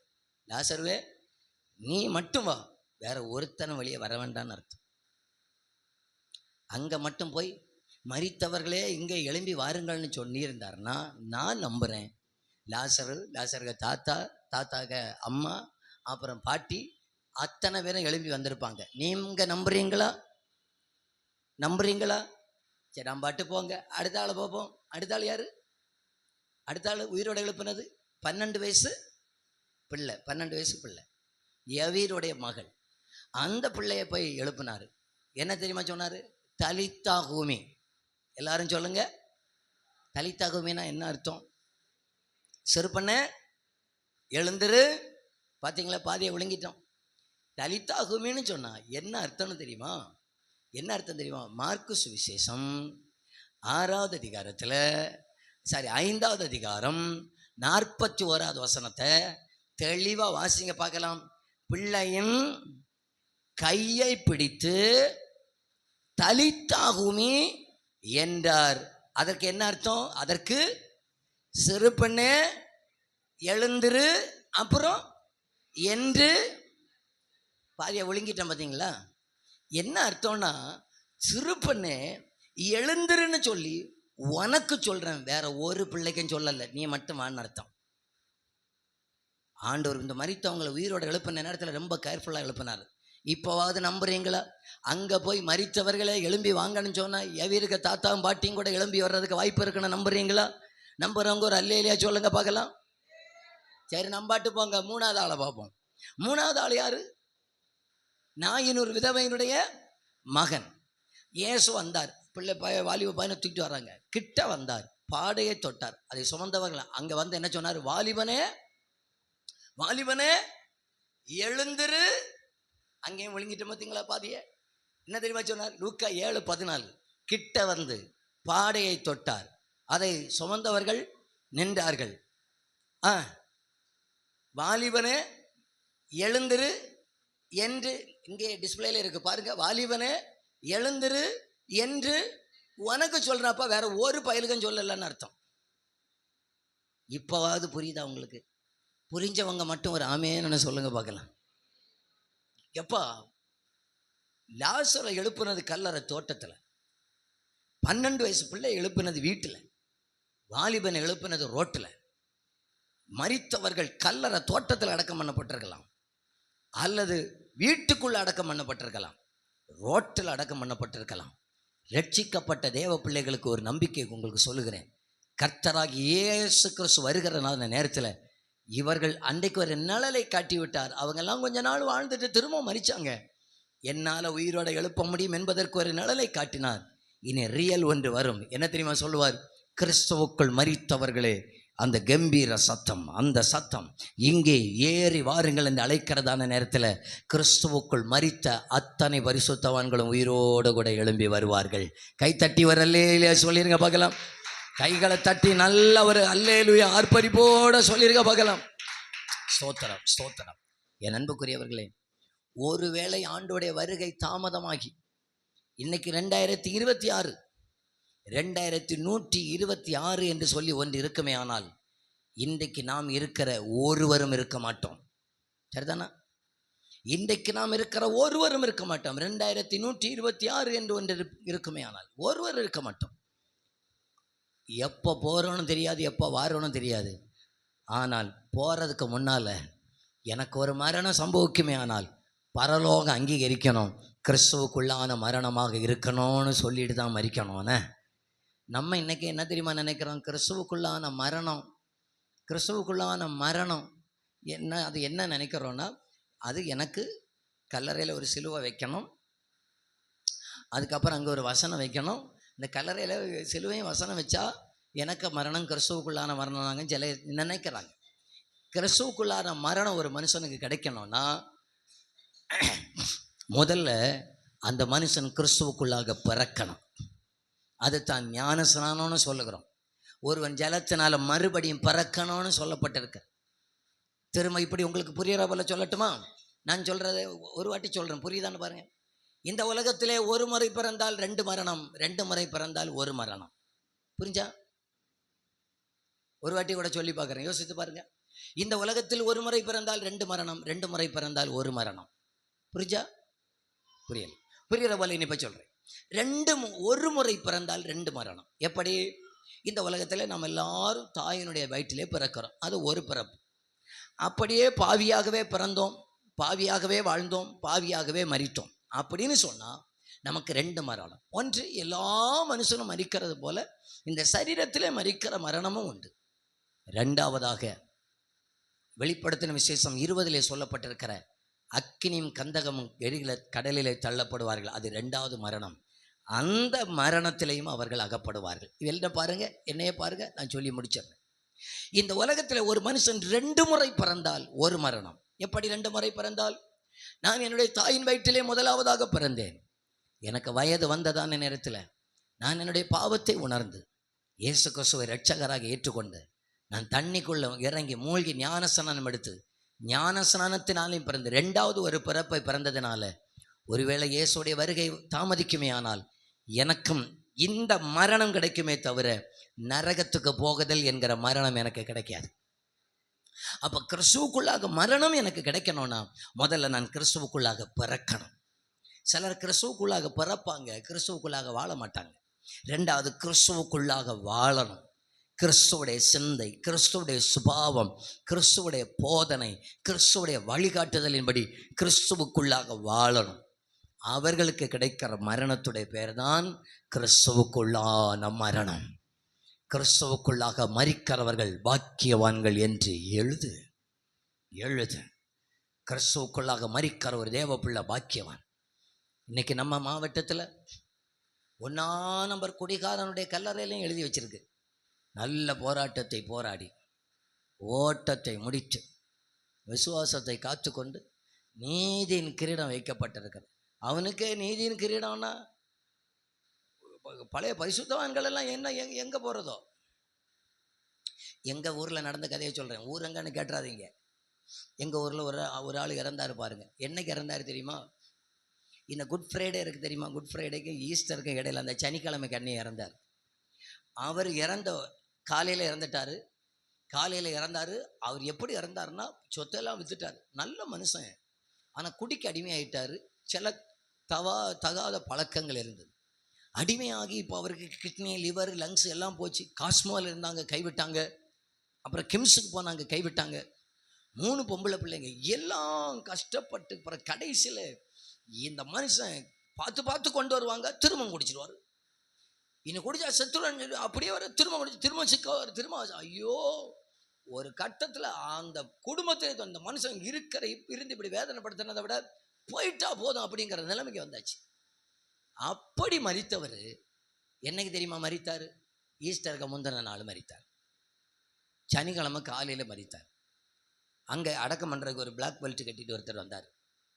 அவர் வந்தோடனே சொல்கிறாரு, நம்முடைய சகோதரன் இந்த நல்ல நாளிலே மரித்திருக்கிறார், ஆகையினால் குடும்பத்தார் யாரும் கவலைப்படக்கூடாது. ஏன் தெரியுமா இந்த நல்ல நாள் என்று சொன்னேன்? இன்றைக்கு நம்முடைய ஆண்டவர் கூட இன்றைக்கு கல்லறைக்குள்ளே இருக்கிறார். அதே நாளில் நாமும் இந்த சகோதரனை கல்லறைக்குள்ளே வைப்போம் என்று. புரிஞ்சா உங்களுக்கு? புரியலையோ? அவர் இயேசு கல்லறைக்குள்ளே இருந்த நாளில் இவர் மரித்ததுனால அவருக்கு நினைப்பு என்னன்னா, ஒவ்வொரு சாம்பல் புதனுக்கு இயேசு இறங்கி வந்து 40 நாள் இங்கோட்டு கடந்து சுற்றிட்டு வெள்ளிக்கிழமை பிடிச்சி எருசலேமில் அடிச்சுட்டு உள்ளே வச்சுட்டு ஈஸ்டர் கண்ணைக்கு கிளம்பி போவாருன்னு. இப்போ சொல்கிறார், இயேசு உள்ளே இருக்கிற அதே நாளில் நாமும் அண்ணனை உள்ளே வைக்கிறேன். இப்போ குடும்பத்தில் பிள்ளைகளுக்கெல்லாம் ஒரே இது, எப்படி அடுத்த நாளில் அடக்கம் நடத்தின ஐயா சொல்லிட்டாரு, சாயங்காலத்துக்குள்ளே அடக்கிறேன். வர வேண்டியவங்க வந்து சேரல, சாயங்காலத்துக்குள்ள. ஐயா ஏன் இந்த வார்த்தையை போட்டார்னா, இன்னைக்கு அடக்குனா தான் ஐயாவுக்கு நாளைக்கு ஈஸ்டர் கொண்டாட முடியும். இப்போ அவருக்கு கல்லறையிலும் எழுதி வச்சிருக்கு. என்ன தெரியுமா எழுதி வச்சிருக்கிறது? நல்ல போராட்டத்தை போராடினார். எங்களுக்கு தெரிஞ்சு முதல் குவார்டர் கொப்பி வாங்க தான் போராடினார். வேற இவர் ஒரு போராட்டமும் போராடல். அப்புறம் வேற 1-2 போராட்டம் போராடினாரு. நான் இந்த மேடையில் சொல்ல விரும்பல, அங்கே விடுறேன். இப்போ பார்த்தீங்கன்னு சொன்னால் அங்கே ஒரு பெரிய ஒரு சிலுவையும் வச்சு புறாவையும் வச்சு அங்கே எழுதி வச்சிருக்கு, நல்ல போராட்டத்தை போராட்டினேன். எனக்கு இதெல்லாம் பார்க்கும்போது தாங்க முடியாத ஒரு ஒரு ஒரு ஆவியில் ஒரு எழுப்புதல் வரும் பாருங்க. என் அன்புக்குரியவர்களே, நாம் எப்படியும் வாழ்றது அல்லங்க கிறிஸ்தவ வாழ்க்கை. நான் மரிக்கும் போது எனக்கு பார்த்து பரலோகம் சொல்லணும். என்ன சொல்லணும்? கிறிஸ்துவுக்குள் மரிக்கிறவரை இங்கே ஏறி வாழ்ந்து அழைக்கணும். அது தாங்க கிறிஸ்துவுக்குள்ளான மரணம். சும்மா எப்படியும் வாழ்ந்து எப்படியும் மரித்து சத்தியத்தை கீழ்ப்படியவே மாட்டாங்க. ஞானஸ்நானம் எடுக்க சொன்னால் எடுக்க மாட்டாங்க. வசனத்தை கீழ்ப்படிய சொன்னால் கீழ்ப்படிய மாட்டாங்க. இவங்களுடைய நினைப்பெல்லாம் சொன்னா நாங்கள் ஒழுங்காக காணிக்க கொடுக்குறோம், நாங்கள் பரவாயில்ல போக மாட்டோமா? அடுத்து சொல்லு, கன்வென்ஷன் நான் தான் நோட்டீஸ் ஓட்டினேன், என்ன தள்ளிட்டா ஏச போவார், பின்ன உங்களை கொண்டா போவார். நான் ஒருத்தர் சொல்கிறாரு, நான் ரப்பரத்தில் 10 சீட்டை எடுத்து கன்வென்ஷனுக்காக ஒதுக்கி வைக்கிறேன். சொன்னது யார்? பக்கத்தில் உள்ள ரட்சிக்கப்படாத ஒரு மனுஷன் சொல்கிறாரு. அவர் ஒரு 10 சீட்டை இங்கே கொடுக்கறதுனால அடுத்து அவருக்கு கொஞ்சம் ஆண்டவர் பூமியில் கொஞ்சம் ஆசீர்வதிப்பார். இது வரைக்கும் 10 சீட்டு கிடைச்சது, அதுக்கு பிறகு 2 கூட கிடைக்குமா இருக்கும். ஆனால் பரலோகம் வரணும்னு சொன்னால் கர்த்தராகி இயேசுவை இருதயத்தில் விசுவாசிக்கணும், நாவினால் அறிக்கையிடணும், வசனத்துக்கு கீழ்ப்படியணும், மறுபடியும் பிறக்கணும். என்னதான் நமக்கு சொல்ல முடியும்? கர்த்தர் எனக்கு ஒரு இடத்தை ஆயத்தப்படுத்தி இருக்கிறார், அங்கே போகிறதுக்கு கூப்பிடுற அன்னைக்கு நானும் போய் விடுவேன்னு சொல்ல முடியும். நான் சொல்கிறது புரிகிறவங்க மட்டும் கையை உயர்த்தி காமிங்க பார்க்கலாம். கையை உயர்த்தி நல்ல ஒரு எல்லையிலே சொல்லிருங்க பார்க்கலாம். அப்போ நான் இப்படி நம்புகிறேன், இயேசு வர்ற அன்னைக்கு நிறைய கல்லறைகள் பட்ட திறக்கும். நிறைய பரிசுத்தவான்களுடைய கல்லறைகள் அப்படியே திறக்கும். நிறைய பேர் அழிவுக்குரியவர்களாய் விதைக்கப்பட்ட அழியாத சரீரத்தோடு கூட எழும்பி வருவார்கள். இனி நம்பர் 2க்குள்ள வர்றேன். 2வது என்ன சத்தம் சொன்னேன்? 2வது என்ன சத்தம்? 10 தடவை சொல்லி மறந்தாச்சு பார்த்தீங்களா? கர்த்தர் தாமே ஆரவாரத்தோடும் 2 பிரதான தூதன். பிரதான தூதனை நான் ரொம்ப விளக்கல. இப்போ விளக்குனா நமக்கு நேரம் பத்தாது. எல்லா தூதர்களுடைய லிஸ்ட்டை எடுத்தாதான் பிரதான தூதன் யார் எனக்கு புரியும். தெய்வத்துக்கு முன்பாக தூதர்களுடைய நிறைய பட்டியல் இருந்தது. காபிரியேல் என்கிற ஒரு தூதன் இருந்தார். அவர் செய்தி மட்டும் சொல்லுவார். மரியாளுக்கு வீட்டுக்கு போனாலும் வாழ்க்கைன்னு சொல்லுவார். யோசேப்புக்கு வீட்டுக்கு போனாலும் செய்தி வந்திருக்குன்னு சொல்லுவார். அங்கே சகரியாட்ட போயின்னு சொல்லுவார், இங்கே பாரு உனக்கு தலைமுறை பிள்ளை பிறக்க போகுது. மிஞ்சி போனால் அவரால் நீ நம்பலைன்னா உன்னை ஊமையாக இருப்பான்னு சொல்ல முடியும். சகரியா. இது காபிரியேல் என்கிறதான தீர்க்கதரிசி, தூதன். சின்ன பிள்ளைகளுக்காக ஆண்டவர் சில தூதர்களை வைத்திருக்கிறார். சின்ன குழந்தைகளுக்கென கர்த்தர் தூதர்களை வைத்திருக்கிறார். சிறு பிள்ளைகளுக்கென தூதர்களை வைத்திருக்கிறார். நம்முடைய பாதம் கல்லில் இடராமல் தாங்கி கொண்டு போகிற தூதர்களை கர்த்தர் வைத்திருக்கிறார். நான் நம்புகிறேன் நம்ம கூட இன்னைக்கு நிறைய தூதர்கள் இருக்கிறாங்கன்னு நான் நம்புகிறேன். நம்புறீங்களா? நான் நம்புகிறேன். நம்மை பாதுகாக்கிறது ஆண்டோடைய கிருபைங்க. பாதுகாக்கிறது ஆண்டோடைய கிருபை. நம்ம மட்டும் அந்த பாதுகாப்பை மட்டும் ஒரு பாஸ்டருக்கு மேலே இருக்கிற பாதுகாப்பை ஆண்டவர் 10 நிமிஷத்துக்கு எடுத்துட்டாருன்னா போதும், மொத்த நாட்டில் உள்ள மொத்த பிசாசம் வந்துடுவான். அவன் கைக்கு ஒன்றும் ஒப்புக்கிடாம என் பிள்ளையாக பார்த்துக்கிடானு சொல்லி அனுப்பி வச்சிருக்கிறாரு. சரிதானா? ஒரு தேவ பிள்ளைகள் மேலே, ஒரு ஊழியக்காரர்கள் மேலே கர்த்தர் ஒரு விசேஷத்தை பாதுகாப்பை வைத்திருக்கிறார். வெளிப்படுத்தின விசேஷத்தில் பார்த்தா தண்ணீர் மேலே அதிகாரம் உள்ள தூதன், காற்றுகளின் மேலே அதிகாரம் உள்ள தூதன், அக்கினின் மேலே அதிகாரம், நிறைய தூதன். இந்த பிரதான தூதன் யாருன்னு சொன்னால் அவர் யுத்தம் பண்ணுவதற்காக எங்கே வந்தாலும் அவர் யுத்தம் பண்ணுவார். பொல்லாத ஆவிகளோடு யுத்தம் பண்ணுகிறதான அந்த அதிகாரத்தை ஆண்டவர் பிரதான தூதனுக்கு கொடுத்தார். ஆகையினால மோசையுடைய சரீரத்தை குறித்து இவர் வாக்குவாதம் பண்ணாலும் கர்த்தர் உன்னை கடிந்து கொள்வாருன்னு சொன்னா நான் போய்தான் ஆகணும். அப்புறம் ஆளை காணாது. தானியேலுடைய ஜெபத்திற்கு தடை பண்ணுகிறதான நேரத்திலையும், பதிலை தடை பண்ணுகிறதான நேரத்திலையும் அங்கே பிரதான தூதன் வந்தால் போதும், வான மண்டலத்தில் இருக்கிற இந்த பொல்லாத ஆவிகள் எல்லாம் அது மாறித்தான் ஆக வேண்டும். 2வதாக ஏன் இந்த பிரதான தூதனுடைய சத்தம்? வேத பண்டிதர்கள், பரிசுத்தவான்கள் இப்படி நம்புகிறார்கள், கர்த்தர் தன்னுடைய ஜனத்தை இந்த பூமியிலிருந்து எடுத்துக்கொள்ள போகிறார். எடுத்துக்கொள்ள போறதற்கு தடையாக இந்த வானமண்டலத்துடைய பொல்லாத ஆவிகள் நிற்கக்கூடாது என்று அவைகளோடு கூட யுத்தம் பண்ணி நமக்கு வழியை ஆயத்தப்படுத்துவதற்காக ஒரு பிரதான தூதனுடைய சத்தம். புரிஞ்சிச்சா? புரிஞ்சவங்க ஒரு ஆமேன்னு சொல்லிடுங்க பார்க்கலாம். ஸ்தோத்திரம். இனி இது புரியலைன்னா அடுத்த சொல்லும் போது கண்டிப்பாக புரியும். 3வது சத்தம் என்ன சொன்னேன்? தேவ எக்காலம். இந்த தேவ எக்காலத்தை குறித்து நீங்கள் படிக்கணும்னு சொன்னால் இப்போ வாசிக்க வேண்டாம், எழுதுகிறவங்களுக்கு சொல்கிறேன். வீட்டில் போய் என்னாகம புத்தகம் 10வது அதிகாரம் முதல் 10 வசனத்தை வாசிக்கணும். அங்கே ஆண்டவர் மோசையை பார்த்து சொல்லுகிறார், கர்த்தர் மோசையை நோக்கி ஒரே வெள்ளி தகட்டாலான 2 பூரிகைகளை உண்டாக்குவாயாக. பூரிகைகள் அப்படின்னு சொன்னால் எக்காலம் என்ற அர்த்தம். எக்காலம் பூரிகையும் ஒன்று தான். இப்போ அன்றைக்கு ஆண்டவர் அவங்களுக்கு சொல்லியிருந்தது என்னன்னா, அந்த 2 எக்காலத்திலையும் ஒரு எக்காலத்தை ஊதினால் 1000 பேருக்கு தலைவர்கள் மோசைக்கு முன்பாக வர வேண்டும். 2 எக்காலத்தையும் சாதாரண சத்தத்தில் ஊதினால் ஜனங்கள் எல்லாரும் ஆசரிப்பு கூடாரத்துக்கு முன்பாக வர வேண்டும். இந்த 2 எக்காலங்களையும் பெருந்தொனியாக ஊதினால் ஜனங்கள் யுத்தத்திற்கு ஆயத்தமாக வேண்டும்.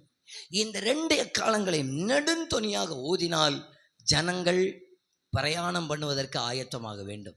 உங்கள் மாத பரப்புகளிலையும் பண்டிகை நாள்களையும் எக்காலத்தை ஊதிக்கிடுங்கன்னு நான் சொல்லி அப்படி ஒரு 5-6 காரியத்துக்காக சொன்னேன். அதில் 5வது வசனத்தை வாசிங்க பார்க்கலாம். என்னாகமம் 10:5. ஒருத்தங்க சத்தமாக வாசிங்க பார்க்கலாம். டக்குன்னு வாசிச்சிருங்க. என்னாகமம் 10வது அதிகாரம் 5வது என்ன பாருங்க. நீங்கள் அவைகளை பெருந்தொனியாய் முழக்கும் போது கிழக்கே இறங்கி இருக்கிற பாளையங்கள் பிரயாணப்பட கடவது. இப்போ எக்காலம் அங்கே எதற்கு கொடுக்கப்பட்டிருந்தது என்று சொன்னால் அவர்களை பிரயாணப்படுத்துவதற்காக. கேரளா பஸ்ஸில் பார்த்துருக்கீங்களா? டிங்ன்னு ஒரு மணி அடித்தா வண்டி நிற்கும். 2 தடவை டிங் டிங்னு அடித்தா அது வண்டி போகும். நம்ம ஊரில் விசில்னு சொன்னால் எங்கேயோ போயிடக்கூடாது. நான் பஸ்ஸில் அடித்த விசில சொன்னேன். ஒருக்க அடித்தா பஸ் நிற்கும், 2 வாட்டி அடித்தா போ. நீங்கள் சிரிக்கிறத பார்த்தா எல்லாம் விசில் ஊதிட்டு வந்திருக்கிறீங்க போல இருக்கு. சரி, என்னமோ மொத்தத்தில் ஆண்டவர் உங்களை ஆசீர்வதிப்பாராக. நல்லா கவனிச்சுக்கிடுங்க, நல்லா கவனிங்க. ஒருக்க அடித்தா நிற்கும், 2 வாட்டி அப்படியே விசில் அடிச்சிட்டான்னா டிரைவருக்கு தெரியும் வண்டி எடுத்துகிட்டு போக வேண்டியது. அதே போல் இந்த எக்காலம் பெருந்தொனியாக ஊதுகிறதான நேரத்தில் அவர்களுக்கு ஒரு அடையாளம் என்ன தெரியுமா? அடையாளம், நீங்கள் எல்லாரும் பாளையத்தில் இருக்கிறவங்க கேட்பாங்க. ஆகையினால தான் ஏசாயா 18:3 நினைக்கிறேன், வாசிக்க வேண்டாம். சீயோனிலே எக்காலம் ஊதப்படும் போது கேளுங்கள்னு சொல்லும். அந்த சின்ன குழந்தைகளுக்கு வரைக்கும் கொடுத்த ட்ரைனிங் ஆக்காது. என்ன? எக்கால சத்தத்துக்கு இந்த சத்தம் கேட்டால் நீ இதை செய்யணும், இந்த சத்தம் கேட்டால் இதை செய்யணும். சின்ன பிள்ளைகளுக்கு வரைக்கும் கொடுக்கப்பட்ட ட்ரைனிங்கில் இதுவும் ஒன்று. யுத்தத்துக்கு ரெடியாக வேண்டுமா? அவங்க வேலை பண்ணிட்டு இருக்கிறதான நேரத்தில் எக்கால சத்தம் கேட்டால் கூட ஓடனை காது கொடுத்து கேட்பாங்க. என்னன்னு காது கொடுத்து கேட்பாங்க? இது எதற்கான எக்காலம்? இது எதற்கான எக்காலம்? இது எதற்குரிய எக்காலம்? இதை நான் பிரயாணப்படுவதற்காகவா? இதை நான் யுத்தம் பண்ணுவதற்காகவா? இதை நான் ஆசரிப்பு கூடாரத்துக்குள்ளே போவதற்காகவா? அது ஒரு அடையாளம். நமக்கும் ஒரு பிரயாணம் உண்டு. நம்முடைய பிரயாணம் இந்த பூமியிலிருந்து கர்த்தர் ஆயத்தப்படுத்தி இருக்கிற நித்திய ராஜ்யத்துக்கு நேராக. அவர்களுக்கு பிரயாணம் வனாந்தரத்திலிருந்து வாக்குத்தத்த தேசத்துக்கு நேராக. நமக்கு பிரயாணம் இந்த பூமியிலிருந்து வாக்குத்தத்தம் பண்ணியிருக்கிற நித்திய வீட்டுக்கு நேராக. இவ்வளவும் எனக்கு புரிஞ்சன்னு சொல்லுகிறவங்க மட்டும் கரத்தை உயர்த்தி காட்டுங்க. நீங்கள் அல்லேலியாவனும் சொல்லண்டா, முதல்ல கையை உயர்த்தி காட்டுங்க பார்க்கலாம். இந்த பாஸ்டர் இவ்வளவு சொன்னது புரிஞ்ச கையை உயர்த்தி காட்டுங்க பார்க்கலாம். சரி, புரியலைன்னா சொல்லுங்கள், திரும்ப ஃபஸ்ட்டில் இருந்தே நான் தொடங்குவேன். அதுக்காக தான் கேட்டேன். ஸ்தோத்திரம். புரிஞ்சவங்க இப்போ நல்ல ஒரு கம்பீரமாக ஒரு அல்லேலியா சொல்லுங்க பார்க்கலாம். நல்ல கவனிங்க. நான் எப்போவுமே என் சர்ச்சிலையும் அப்படிதான். பிள்ளைகள் உண்டு, வாலிபர்கள் உண்டு, மூப்பர்கள் உண்டு, புதிய மக்கள் உண்டு. எங்கே வேணுனாலும் நான் கன்வென்ஷனில் பிரசங்கம் பண்ண போகட்டும், எந்த மேடையிலனாலும் போகட்டும், நான் என்னுடைய வாழ்க்கையில் புதிதாக பலருக்கு இயேசுவை அறிமுகப்படுத்தி இருக்கிறேன். நெய்வேலியில் போய், கிருஷ்ணகிரியில் போய் ஆட்களை பார்க்குறதா நடத்து. ஐயா உங்களுக்கு இயேசுவை தெரியுமான்னு கேட்டேன். எல்லோரும் என்ன பார்த்துக்கிடுங்க. கிருஷ்ணகிரியில் மஞ்சு மலைன்னு ஒரு மலை இருக்குது. அந்த மலைக்கு மேலே 28 கிராமம் இருக்குது. ஒரு சர்ச்சுமே கிடையாது, ஒரு சபையுமே கிடையாது. அப்போது எனக்கு இதை கேள்விப்பட்ட உடனே எனக்கு அந்த மஞ்சு மலையை பார்க்கணுன்னு எனக்கு ஒரு ஆசை. அந்த கிருஷ்ணகிரி அந்த மலைக்கு கீழே கொஞ்சம் கீழே இறங்கி வந்தாச்சுன்னா தருமபுரி மாவட்டம். அங்கே ஒரு ஃபுல் காஸ்பல் சர்ச் இருக்குது. அங்கே தங்கிக்கிட்டு ஒரு 2 வருஷத்துக்கு முன்னால் 28 கிராமத்துக்கு நான் போயிட்டேன். 28 பல இடத்துல டவரும் கிடைக்காது. நாங்கள் போய் அந்த 28 கிராமத்துலேயும் மக்களுக்கு இயேசு சொல்கிறோமோ இல்லையோ, 28 கிராமத்துலேயும் எனக்கு கால் போய் மிதித்து ஆண்டவரே இந்த கிராமத்தை ரட்சிங்கப்பான்னு சொல்லிட்டு வந்துடுறோம். அதுக்காக அங்கே மலைக்கு போனேன். அந்த மலையில் போகிறதா நடந்தது. அதுக்கு வீடியோ ஆதாரம் கூட உண்டு. ஒரு ஆடு மேய்ச்சிட்டு இருந்தார். அந்த ஆடு மேய்ச்சிட்டு இருந்த ஆளு கேட்டேன், நான் போய் கேட்டேன், ஐயா நல்லா இருக்கீங்களா, நல்லா இருக்கிறீங்களா, சாப்பிட்டீங்களா, எல்லாத்தையும் விசாரிப்பேன், எல்லாம் விசாரிப்பேன். சில மக்கள்கிட்ட, சில அம்மாமார்கிட்ட எல்லாம் போனால் நம்மளை பார்த்தாலே விகற்பமாக பார்ப்பாங்க. ஆகையினால நான் இப்போ எல்லாம் அந்த கிராமத்துக்கு போனோன்னு கேட்பேன், அம்மா நல்லா இருக்கீங்களா, நல்லா இருக்கிறோம், உங்களுக்கு மாதம் கரெக்டாக 1000 ரூபா வருதுன்னு சொன்னால் உடனே வணக்கம் போட்டுறோம். நம்ம ஆளும் வந்துட்டாரு. ஆமாம், எப்படியாவது அவங்கள்ட்ட பேசணுமே. பேசி பேசி பேசி எல்லோரும் என்ன பாருங்க, மழை பெய்யுதுன்னா அவ்வளோதான் நடக்குது. இனி இதுக்கு மேலே லோத்தின் மனைவியை நினைத்து கொள்ளுங்கள். இங்கே பாருங்கள், இன்னும் ஒரு 15 நிமிஷத்தில் கூட்டத்தை முடிப்பேன், என்ன பார்த்து விடுங்க. நல்லா பாருங்கள். இப்போது அவர்கிட்ட போய் கேட்குறேன், ஐயா இயேசுவை தெரியுமான்னு. இங்கே பாருங்க, தெரியுமான்னு கேட்ட உடனே இப்படி பார்க்குறாரு. பார்த்துட்டு சொல்கிறாரு, அப்படி ஒரு ஆள் எங்கள் ஊரில் இல்லைன்னு. நான் கேட்டேன், இவ்வளோ யோசிச்சிங்களே ஐயா, எங்கள் ஊரில் 3 தெரு தான் உண்டு. 3 தெருவுலையும் இயேசுன்னு ஒரு ஆள் இல்லை. எல்லாருக்கு பேரும் எனக்கு தெரியும். அதை இவ்வளோ நேரம் ஸ்கேன் பண்ணினது மண்டையில் போட்டு. பிறகு அந்த ஆளை உட்கார வச்சு, ஐயா இயேசுன்னு ஒரு தெய்வம் உண்டு ஐயா, அவர் தான் யார், பாவிகளுக்கு ரட்சிப்புக்காக வந்தவர், அவர் தான் ஐயா இந்த உலகத்தில் மனுக்குலத்துக்காக உயிரை கொடுத்தவர், நீங்கள் வேறு எதையும் உண்மையான தெய்வம் நமக்காக ஜீவனை கொடுத்தவர், அதை எல்லாம் அவருக்கு படம் எல்லாம் காட்டி இயேசுவை பற்றி அவர் வாயினால் சொல்ல வச்சு தலையில் கையை வச்சு ஜெபம் பண்ணிட்டு வந்தேன். நான் என்ன சொல்ல வரேன்னா, புதிதாக பலருக்கு இயேசுவை பற்றி நான் சொல்லியிருக்கேன். ஆகையினால் அப்படியாகவே என்னவோ தெரியல, என் பிரசங்கம் எப்படியாவது எல்லாருக்கும் புரிய வேண்டும் என்பதில் நான் ரொம்ப கவனமாக இருப்பேன். எங்க பேசினாலும் சரி, நான் பேசுறது மக்களுக்கு புரியணும், புரியாம நான் போயிடக்கூடாது அப்படிங்கிற கிருபையை தாரும் ஆண்டவரேன்னு சொல்லி தான் நிற்கிறேன். ஆகையினால தான் உங்ககிட்ட பேசி பேசி நான் சொல்லிக்கொண்டே இருக்கிறேன். பேசி பேசி கொஞ்சம் மக்களாக இருக்கிறீங்க, பேசி பேசி சொல்கிறேன். என்ன சொல்ல வருகிறேன்னா, மூன்றாவதாக ஒரு சத்தத்துக்கு பேரை சொல்லுங்க பார்க்கலாம். மூணாவது சத்தத்துடைய பேர், மற்றவங்க யோசித்த போல சிலர் யோசிக்கிறாங்க. ஏசுநாதரை தெரியுமான்னு கேட்ட போது யோசித்த போல சிலர் யோசிக்கிறாங்க. 1 2 3 சொல்லுங்க பார்க்கலாம். கர்த்தர் தாமே ஆரவாரத்தோடும் பிரதான தூதுடைய சத்தம் தேவ எக்காலம். இந்த மூன்றாவது தேவ எக்காலம் கேட்கிறதான நேரத்தில் சபை ஒரு இமை பொழுதுல மறுரூபமாக்கப்படுவோம். எல்லாரும் இப்ப சொல்லுங்க, இமை பொழுது. சத்தமா சொல்லுங்களேன், இமை பொழுது. ஐயோ கொஞ்சம் பேசணும், முடிய போகுது. நாளைக்கு கூட்டம் இங்கே வந்துடாதீங்க. கூட்டம் இன்னைக்கு சத்தமாக பேசிட்டு போங்க. சொல்லுங்க பார்க்கலாம், இமை பொழுது மறுரூபமாக்கப்படுவோம். இமை பொழுது. கண்ணை மூடி ஒருக்க திறந்து பாருங்களா, அந்த கேப்பில் நம்ம மறுரூபமாக்க. 1 கொரிந்தியர் 15:51 நானே வாசிக்கிறேன், நானே சொல்லிடுறேன். என்ன பாருங்க, நேரமாகி விட்டது. இதோ ஒரு ரகசியத்தை உங்களுக்கு அறிவிக்கிறேன். நாம் எல்லாரும் நெத்திரை அடைவதில்லை, ஆகிலும் கடைசி காலம் துணிக்கும் போது ஒரு நிமிஷத்துல, ஒரு இமை பொழுதுல நாம் மறுரூபமாக்கப்படும். அடுத்த வசனம், எக்காலம் துணிக்கும், அப்பொழுது மரித்தோர் அழிவில்லாதவர்களாய் எழுந்திருப்பார்கள், நாமும் மறுரூபமாக்கப்படுவோம். என் அன்புக்குரியவர்களே, இமை பொழுது மறுரூபமாக்கப்படுதல் என்றால் என்ன? எப்படி பாஸ்டர் இமை பொழுது மறுரூபமாக்கப்படும்? எல்லாரும் என்ன கவனிங்க. அதற்காக தான் ஆண்டவர் நமக்கு கொடுத்திருக்கிறார்.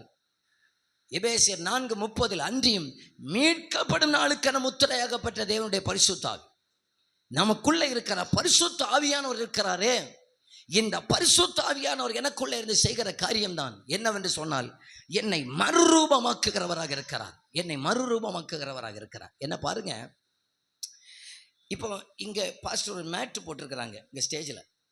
இந்த மேட்டில் கொஞ்சம் குண்டுசு விழுந்துட்டுன்னு வச்சுக்கோமே, இதை விளக்கமாறு கொண்டு கூட்டுறதுனால வராது. ஆனால் இந்த மேட்டில் இருக்கிற அந்த குண்டூசியை ஒரு காந்தத்தை பக்கத்தில் கொண்டு போனால் அந்த காந்தத்தில் அப்படியே அந்த குண்டூசி அப்படியே ஒட்டி பிடிச்சி வந்து, என் கர்த்தராக இயேசு கிறிஸ்து மத்திய வானத்திலே வந்து நின்று சபையே இங்கே ஏறி வான்றி அழைக்கிறதான நேரத்தில் என்னை மறுரூபமாக்குகிறது எனக்குள்ளே இருக்கிற பரிசுத்த ஆவியானவர். பழைய ஏற்பாட்டில் பரிசுத்த ஆவியானவர் வந்தார், வேலையை முடித்தார், போனார். ஆனால் புதிய ஏற்பாட்டிலே அப்போஸ்தலர் 2வது அதிகாரத்தில் இறங்கி வந்த பரிசுத்த ஆவியானவர் இன்னைக்கும் போகல, இன்றைக்கும் சபையோடு கூட தான் அசைவாடி கொண்டிருக்கிறார். இன்றைக்கு நம்மத்தில் அவர் ஆளுகை செய்து கொண்டிருக்கிறார். நம்ம கூட இன்னைக்கும் பேசுகிறார். இன்றைக்கும் ஜனங்களை சேர்த்து கொண்டிருக்கிறார், ஜனங்களை மறுரூபமாக்கி கொண்டிருக்கிறார், ஜனங்களை பரிசுத்தப்படுத்தி கொண்டிருக்கிறார், ஜனங்களை எச்சரித்து கொண்டிருக்கிறார், ஜனங்களை உணர்த்தி கொண்டிருக்கிறார், ஜனங்களை உருவாக்கி கொண்டிருக்கிறார், ஜனங்களை ஊழியத்துக்காக அனுப்பி கொண்டிருக்கிறார், ஊழியக்காரர்களை பயன்படுத்தி கொண்டிருக்கிறார். இதெல்லாம் செய்கிறது நமக்குள்ள இருக்கிற பரிசுத்த ஆவியானவருக்கு. நமக்குள்ள இருக்கிற ஆவியானவர் இயேசு வர்றதான நேரத்தில் ஒரு கண்ணை மூடி திறக்கிறதுக்குள்ளாக இந்த மண்ணின் சரீரத்தை விண்ணவர் சாயலாக மாற்றி விடுவார். என்னை மறுரூபமாக்குகிறவர் பரிசுத்த ஆவியானவர். ஆகையினால் எதை இழந்தாலும் ஆவியானவரை இழந்துடக்கூடாது. எதை கொடுத்தாலும் ஆவியானவரை பெற்றுக்கொள்ளணும். என்ன கரையம் கொடுத்தாவது, என்ன காத்திருந்தாவது, என்ன உபவாசித்தாவது, என்ன அழுதாவது, இந்த பரிசுத்த ஆவியை காத்துக்கொள்ள கர்த்தர் நமக்கு கிருபை தருவாராக. அவருடைய வருகை வரையிலும் ஆவியானவரை காத்துக்கொள்ளும்.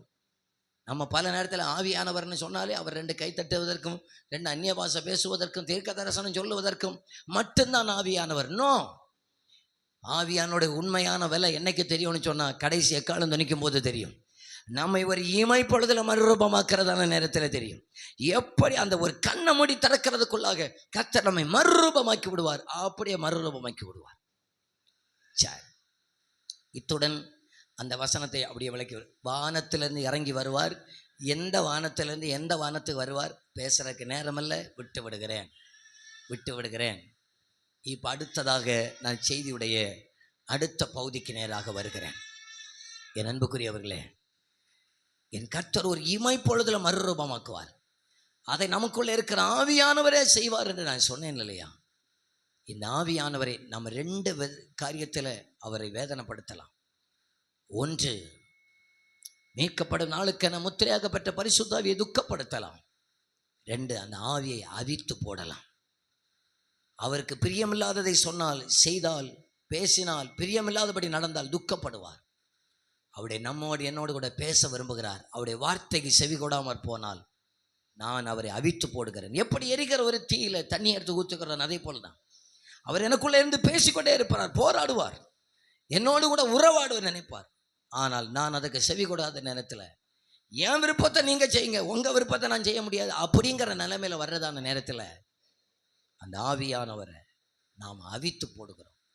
கொஞ்சம் போராடி பார்ப்பார், அப்புறம் அவர் பேசுகிறதை நிறுத்திடுவார். அப்புறம் சொல்லி சொல்லி பார்த்தேன் கேட்கலையேன்னு சொல்லி நிப்பாட்டிடுவார். இனி அடுத்த பகுதி, யாருக்கு அந்த நம்பிக்கை இருக்கும்?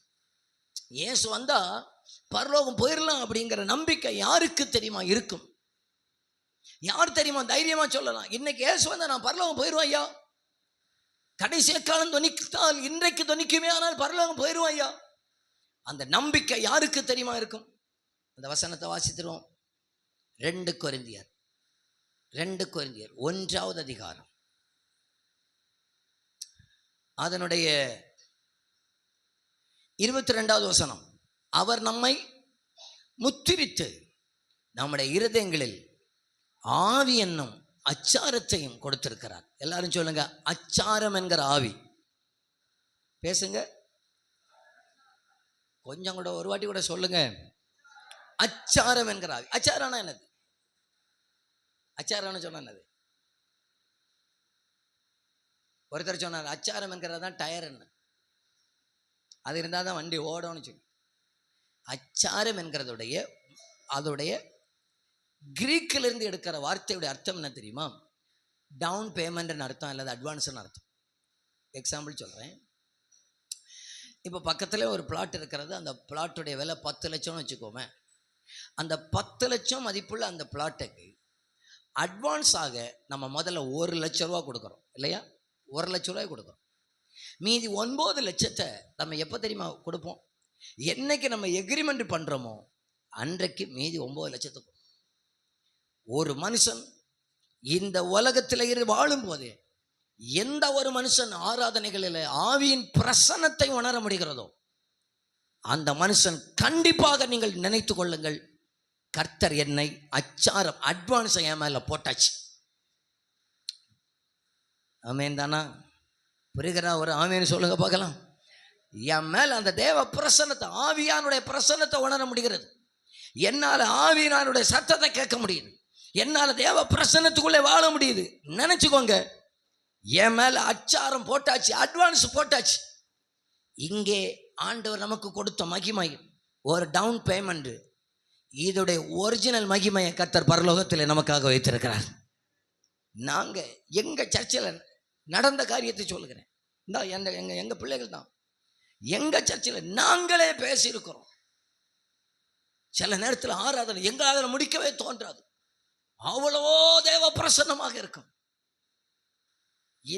இதே தம்பி என்கிட்ட வந்து கூட்டம் முடிச்சு ஆமேன் போட்ட உடனே இதே தம்பி என்கிட்ட வந்து 10 நாளாவது கேட்டிருக்கிறேன், ஏன் பாஸ்டர் கூட்டத்தை முடிச்சிங்க, திரும்ப தொடங்கிடுவோமா பாஸ்டர் சொல்லி. ஏன்?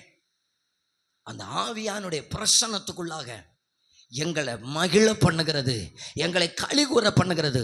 கோழிக்க, தாய் கோழிக்க சட்டைகளுக்கு உள்ளே குஞ்சுகள் இருக்கிற ஒரு ஃபீலிங்கில் அந்த தேவ பிரசன்னத்துக்குள்ளாக கர்த்தர் நம்மை வைக்கிறவராக இருக்கிறார். நீங்கள் எத்தனை பேர் வாஞ்சிக்கிறீங்க அப்படி ஒரு பிரசன்னம் இருக்குமே? ஆனால் அதை எங்களுக்கு தரணும்னு சொல்லுகிறவர்கள் ஒரு 60 செகண்ட் 2 கைகளை தட்டி ஆண்டவரை சோத்திரம் பண்ணுங்க பார்க்கலாம். யாரும் கை தட்டு வாய்களை நிப்பாட்டக்கூடாது. நல்லா 2 கைகளை தட்டி அப்படியே ஆண்டவரை சோத்திரம் பண்ணுங்க பார்க்கலாம். நல்ல 2 கைகளை தட்டி நல்ல 1 நிமிஷம் கர்த்தரை ஸ்தோத்திரம் பண்ணுங்க. ஆண்டவரே, அந்த தேவனுடைய பிரசன்னம் எங்கள் மேல, எங்கள் ஜனத்தின் மேல, எங்க பிள்ளைகள் மேல, எங்க ஆவியில உணரட்டும், எங்க ஆத்துமாவில உணரட்டும், எங்க சரீரத்தில் உணரட்டும். அந்த தேவ பிரசன்னத்தை எங்க மேல ஊற்றுவீராக. போதாது போதாது போதாது, நல்ல வாய்களை திறந்துடுங்க பார்க்கலாம். அபிஷேகம் பெற்றவங்க அந்நிய பாஷைகளை பேசுங்க. ரீபாலாரபா சந்தாலாரபா ஊடாபாலாரபா சத்வராதனபா ரிக்கபாலபா சத்வராதனே. மகிமை மகிமை மகிமை மகிமை மகிமை மகிமை. ஆவியானவரே மை துதிக்கிறப்பா, ஆவியானவரே மை துதிக்கிறப்பா, ஆவியானவரே மை துதிக்கிறப்பா. நன்றி ஆண்டவரே, நன்றி ஆண்டவரே, நன்றி ஆண்டவரே, நன்றி அப்பா, நன்றி அப்பா, நன்றி ஆண்டவரே. தேங்க்யூ அப்பா. ஹல்லேலூயா, ஹல்லேலூயா. நாங்கள் எப்படி தெரியுமா எங்களை தேற்றிக் கொள்ளுகிறோம்? இந்த உலகத்திலேயே எங்களுக்கு ஆராதனை இல்லை, எங்கள் வாழ்க்கையில் அவருடைய பிரசன்னத்தை உணர முடிகிறதுனால எங்களை கொண்டு போவதற்காக கர்த்தர் வரப்போகிறார். அட்வான்ஸ் போட்டாச்சு என்கிற நம்பிக்கையோடு கூட வாழுங்கள். நானும் பல சர்ச்சையில் போகிறேன். இயேசு வந்தால் பரலோகத்துக்கு போவீங்களா? சிலர் பலரும் சொல்கிறது வந்தாதானே தெரியும். மரித்தா பரலோகத்துக்கு போவீங்களா? மரித்தாதானே தெரியும். மரித்த பிறகு யாருக்கு தெரியும்? யார்கிட்ட போய் கேட்கறது? ஒரு உண்மையான தேவ பிள்ளை ஆபிரகாமை போல சொல்லுவாங்க, வாழும்போதே எனக்கு ஒரு வீடு இருக்கிறது. பவுலை போல சொல்லுவாங்க, நல்ல போராட்டத்தை போராடினேன், ஓட்டத்தை முடித்தேன், விசுவாசத்தை காத்துக்கொண்டேன். இது முதல் நீதியின் கிரீடம் எனக்கு வைக்கப்பட்டிருக்கிற நீதி உள்ள நியாயாதிபதி அந்நாளிலே எனக்கு தந்தருள்வார். எனக்கு மட்டுமல்ல, அவருடைய பிரசன்னமாகுதலை விரும்புகிற யாவருக்கும். பவுல் சொன்னதுக்கும் ஆபிரகாம் சொன்னதுக்கும் பெரிய வித்தியாசம். ஆபிரகாம் சொன்னாரு, ஈசாக்கோடும் உடன் சுதந்திரராகிய ஈசாக்கோடும் யாக்கோபோடும் கூடாரங்களில் குடியிருந்தாங்க. ஈசாக்கும் சொன்னார், யாக்கோபும் சொன்னார், நான் பரதேசன்னு சொன்னார். ஈசாக்கும் யாக்கோபும் உடல் சுதந்திரராகிய, நான் மட்டும் இல்லை, என் கூட என் தலைமுறையும் அந்த நாட்டை சுதந்திரிக்கணும்னு சொல்லிட்டு ஆபிரகாம் சொன்னார். பவுல் சொன்னார், ஓட்டத்தை முடிக்கிறேன், விசுவாசத்தை காத்துக்கொள்ளுகிறேன். எனக்கு மட்டுமல்ல, நெய்யூர்லேருந்து ஒரு கூட்டம் அதை சுதந்திரிப்பார்கள். அவருடைய பிரசன்னமாகுதலை விரும்புகிற யாவரும் அதை சுதந்திரிப்பார்களாக. 2 கைகளை உயர்த்திடுங்க பார்க்கலாம். 2 கைகளை உயர்த்தி, பிரசன்னம், தேவ பிரசன்னம் என் வாழ்வில் எல்லாம் செய்யும். சத்தத்தை உயர்த்தி கேளுங்க. பிரசன்னம், தேவ பிரசன்னம் முடியாததை முடிய செய்யும். இந்த 2 வார்த்தை என் கூட சேர்ந்து கற்றுக்கொண்டு சொல்லுங்க பார்க்கலாம். பிரசன்னம், தேவ பிரசன்னம் என் வாழ்வில் எல்லாம் செய்யும். பிரசன்னம், தேவ பிரசன்னம் முடியாததை முடிய செய்யும். முடியாததை முடிய செய்யும். முடியாததை முடிய செய்யும். அது தாங்க தேவ பிள்ளை சபையுடைய நம்பிக்கை. பாஸ்டர், நீங்கள் பேசுனது எனக்கு புரிஞ்சுன்னு சொல்லுகிறவங்க மட்டும் கையை உயர்த்திடுங்க பார்க்கலாம். எனக்கு நல்லாவே புரிஞ்சிட்டா என்ன சொல்லுகிறவங்க கரத்தை உயர்த்தி அப்படியே சொல்லுங்க. ஆவியானவரே கூப்பிடுங்க பார்க்கலாம். கையை உயர்த்தி சொல்லுங்க பார்க்கலாம். ஆவியானவரே, ஆவியானவரே, ஆவியானவரே, ஆவியானவரே, நான் உம்மை துக்கப்படுத்தி நீ வாழவே கூடாதப்பா. உம்மை நான் அவித்து போட்டு நான் வாழவே கூடாது ஆண்டவரே. பல நேரத்தில் என் விருப்பத்தை நிறைவேற்ற உம்மை நான் துக்கப்படுத்துகிறேன். என்னுடைய திட்டத்தை நிறைவேற்ற ஆவியானவரை நான் அவித்து போடுகிறேன். நான் இந்த உலகத்தில் வாழும்போதே பிரசன்னத்தில் வாழணும். ஒரு எப்படி மீன் தண்ணிக்கு விரும்புமோ அதே போல் நான் தேவ பிரசன்னத்தை நான் வாஞ்சிக்கணும். அது தான் என்னுடைய அச்சாரம், அது தான் நான் பரலோகத்துக்குரியவன் என்கிற அடையாளம், அது தான் என்னுடைய நம்பிக்கை, அது தான் என்னுடைய ஏக்கம். என்னை அடையாளப்படுத்துவது என் ஸ்தாபனம் அல்ல. நான் யார் என்று அடையாளப்படுத்துவது என்னுடைய பட்டம் அல்ல. நான் யார் என்று அடையாளப்படுத்துவது நான் என்னுடைய குடும்ப பின்னணி அல்ல. நான் யார் என்று அடையாளப்படுத்துவது எனக்குள்ளே இருக்கிற தேவ பிரசன்னமே. நான் யார் என்று அடையாளப்படுத்துகிறது ஆவியானுடைய பிரசன்னமே. ஆவியானுடைய பிரசன்னமே. ஹல்லேலூயா, ஹல்லேலூயா. எல்லாரும் அப்படி எழுந்து நிற்கலாம். எல்லாரும் எழுந்து நிற்கலாம். 2 காரியத்தை சொல்லி அப்படியே முடிச்சல. கிறிஸ்துவுக்குள்ளாக இதுவரைக்கும் பிறக்காதவர்கள் பிறந்து விடுங்கள். ஞானஸ்நானம். ஆவியை அவிழ்த்து போட்டவர்கள் திரும்ப ஆவியை அனலாக்கலாம். எப்படி? சங்கீதக்காரன் சொல்கிறார், உடைய வசனத்தை தியானிக்கையில் அனல் மூண்டது. நான் கண்டதில் ஒரு மனுஷனுடைய பின்மாற்றத்துக்கு அடையாளம் என்ன தெரியுமா? நான் கண்டதில் சொல்கிறேன். பல காரியங்கள் சொல்லலாம். நான் உணர்கிறத சொல்ல, என்னுடைய தனிப்பட்ட வாழ்க்கையில் நான் சொல்லுகிறேன். ஒரு மனுஷன் எப்போ தெரியுமா பின்மாற்றத்தை பின்மாறி போகிறான் என்று? எப்போ ஒரு மனுஷனுக்கு இந்த வசனம் பிடிக்காமல் போகுதோ, வசனம் வாசிக்கிறதுக்கு தோணாமல் இருக்கிறதோ, அன்றைக்கு அந்த மனுஷன் பின்மாறி போறதுக்கு தொடங்குறான்னு அர்த்தம். நான் என்னுடைய விருப்பத்தை நிறைவேற்றி ஆவியை அவித்து போடுவேன், ஆனால் நான் தியானிக்கையில் அக்கினி மூண்டது. சங்கீதக்காரன் சொல்றாருல, நான் தியானிக்க எனக்குள்ளே இருக்கிற ஆவியானவர் அவித்து போடவே மாட்டார், அவர் அவிந்து போகவே மாட்டார். எனக்குள்ளே அக்கினியாக எரிந்து கொண்டே இருப்பார். எஞ்சியில் வந்துருங்க பார்க்கலாம். எரிந்து கொண்டே இருப்பார். 2 கைகளை உயர்த்திருங்க பார்க்கலாம். 2 கைகளை எரிந்து கொண்டே இருப்பேன் எப்போதுமே உமக்கா, என் ஜீவன் பிரியும் வரை எரிந்து கொண்டே இருப்பேன். சொல்லுங்க, எரிந்து கொண்டே இருப்பேன் எப்போதுமே உமக்கா, என் ஜீவன் பிரியும் வரை எரிந்து கொண்டே இருப்பேன். கடைசியா எரிந்து கொண்டே இருப்பேன் எப்போதுமே உமக்கா, என் ஜீவன் பிரியும் வரை எரிந்து கொண்டே இருப்பேன். தூயவர் தூயவரே, துதிக்கு பாத்திரரே,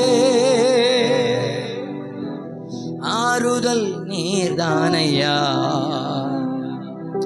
துதிக்கு பாத்திரரே,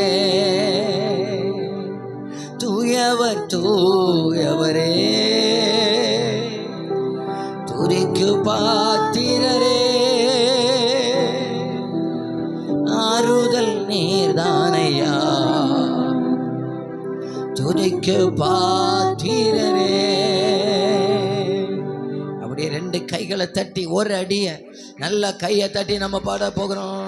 அல்லேலூயா, அல்லேலூயா.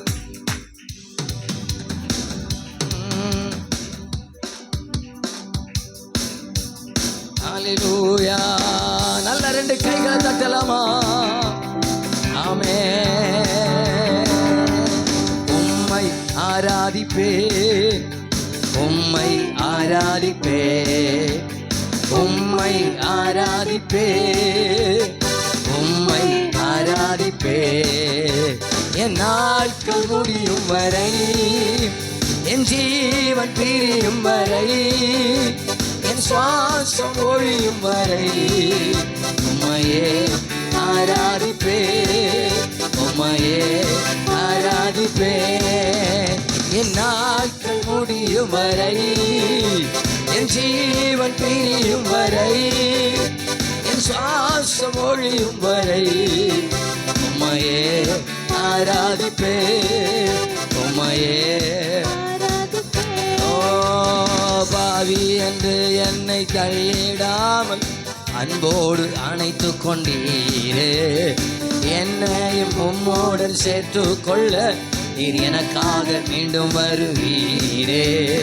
பாவி என்று என்னை தள்ளிடாமல் அன்போடு அணைத்து கொண்டீரே, என்னையும் உம்மோடன் சேர்த்து கொள்ள நீர் எனக்காக.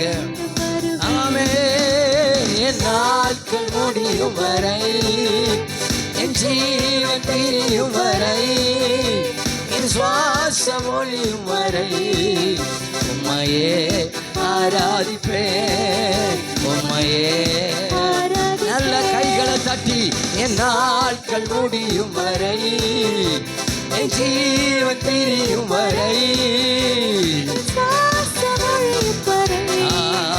உம்மையே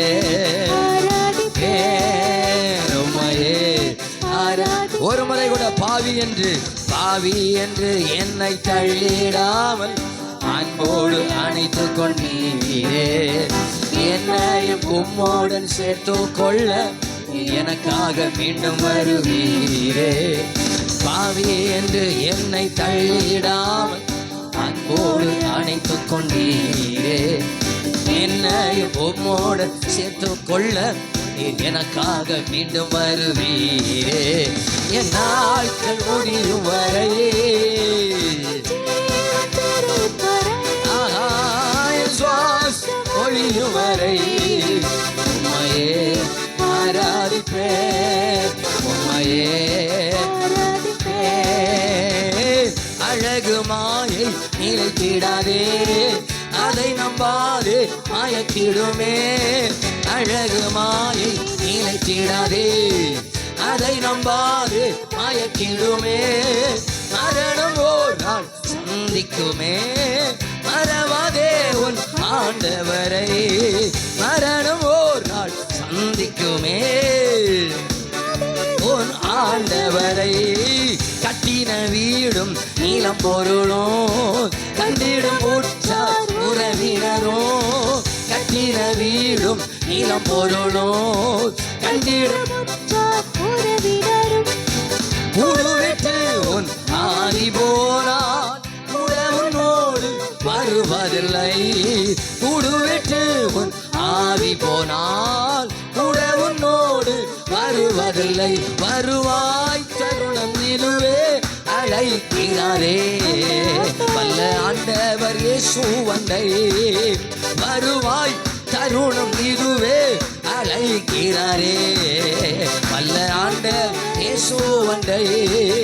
வல்ல ஆண்டவர் நல்ல கைகளை தட்டி, வல்ல ஆண்டவர் இயேசு வந்தை.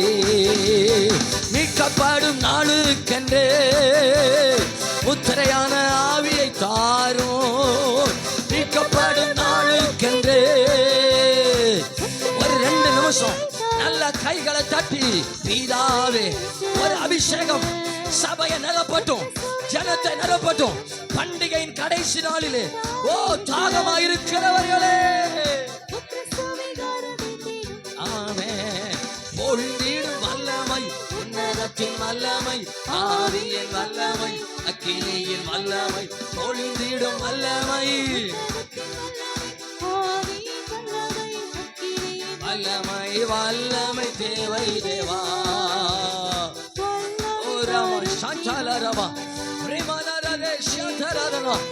ஆண்டவரே, எங்களை ஆயத்தப்படுத்துகிற, உணர்த்துகிற, எச்சரிக்கிற அந்த பரிசுத்த ஆவியை எங்க மேல வைப்பீராக. அச்சாரத்தை வைப்பீராக, அனலை வைப்பீராக. வல்லமை, உன்னதத்தின் வல்லமை, ஆவியின் வல்லமை, அக்கினியின் வல்லமை, பொழிந்திடும் வல்லமை, உன்னதத்தின் வல்லமை, ஆமென். பொழிந்திடும் வல்லமை, வல்லமை, பொழிந்திடும் வல்லமை, ஆமென், ஆமென், ஆமென். அக்கினி கிருப வேணாமப்பா, கிருப வேணாமப்பா, கிருப வேணாமப்பா நின் மக்களுக்கு. கிருப வேணாமப்பா, கிருப வேணாமப்பா, கிருப வேணாமப்பா நின் மக்களுக்கு. கிருப வேணாமப்பா. தாங்கப்பா, தாங்கப்பா. எத்தனை பேர் கேட்கிறீங்க? வாய்களை திறந்தால் கேட்டால் கொடுப்பார். கேட்கிறவன் எவனும் பெற்றுக் கொள்ளுவான். கேளுங்க பார்க்கலாம். ஓ மகிமை. கிருப வேணாமப்பா, கிருப வேணாமப்பா, கிருப வேணாமப்பா, கிருப வேணாமப்பா.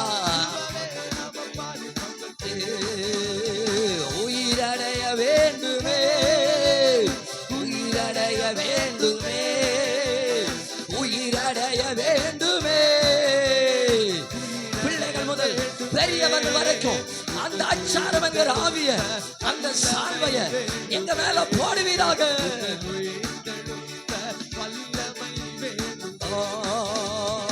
உயிரடைய வேண்டுமே, உயிரடைய வேண்டுமே. பலன் அடையட்டும், சபை உயிர் அடையட்டும், உயிர் அடையட்டும். சபை ஜெபிக்கட்டும், சபை துதிக்கட்டும், சபை அனலாகட்டும், சபை அக்கினியாகட்டும், அக்கினியாகட்டும். உயிரடைய அக்கினி, அக்கினி, அக்கினி, அக்கினி. ஒரு நெருப்பாய், ஒரு நெருப்பாய், ஒரு அக்கினிமயமான நாவு. ஷபலரரரபோ ரிகம் ஷக்கதரோ.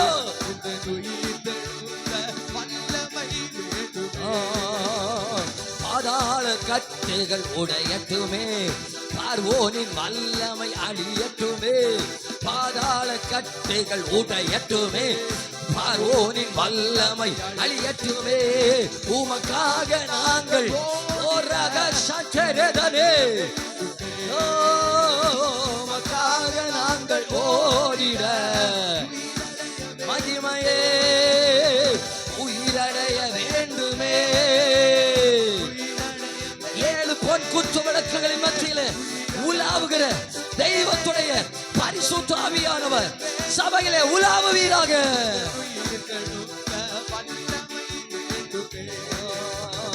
உயிர் தெழுந்த வல்லமை வேண்டுமே, உங்க உயிர் தெழுந்த.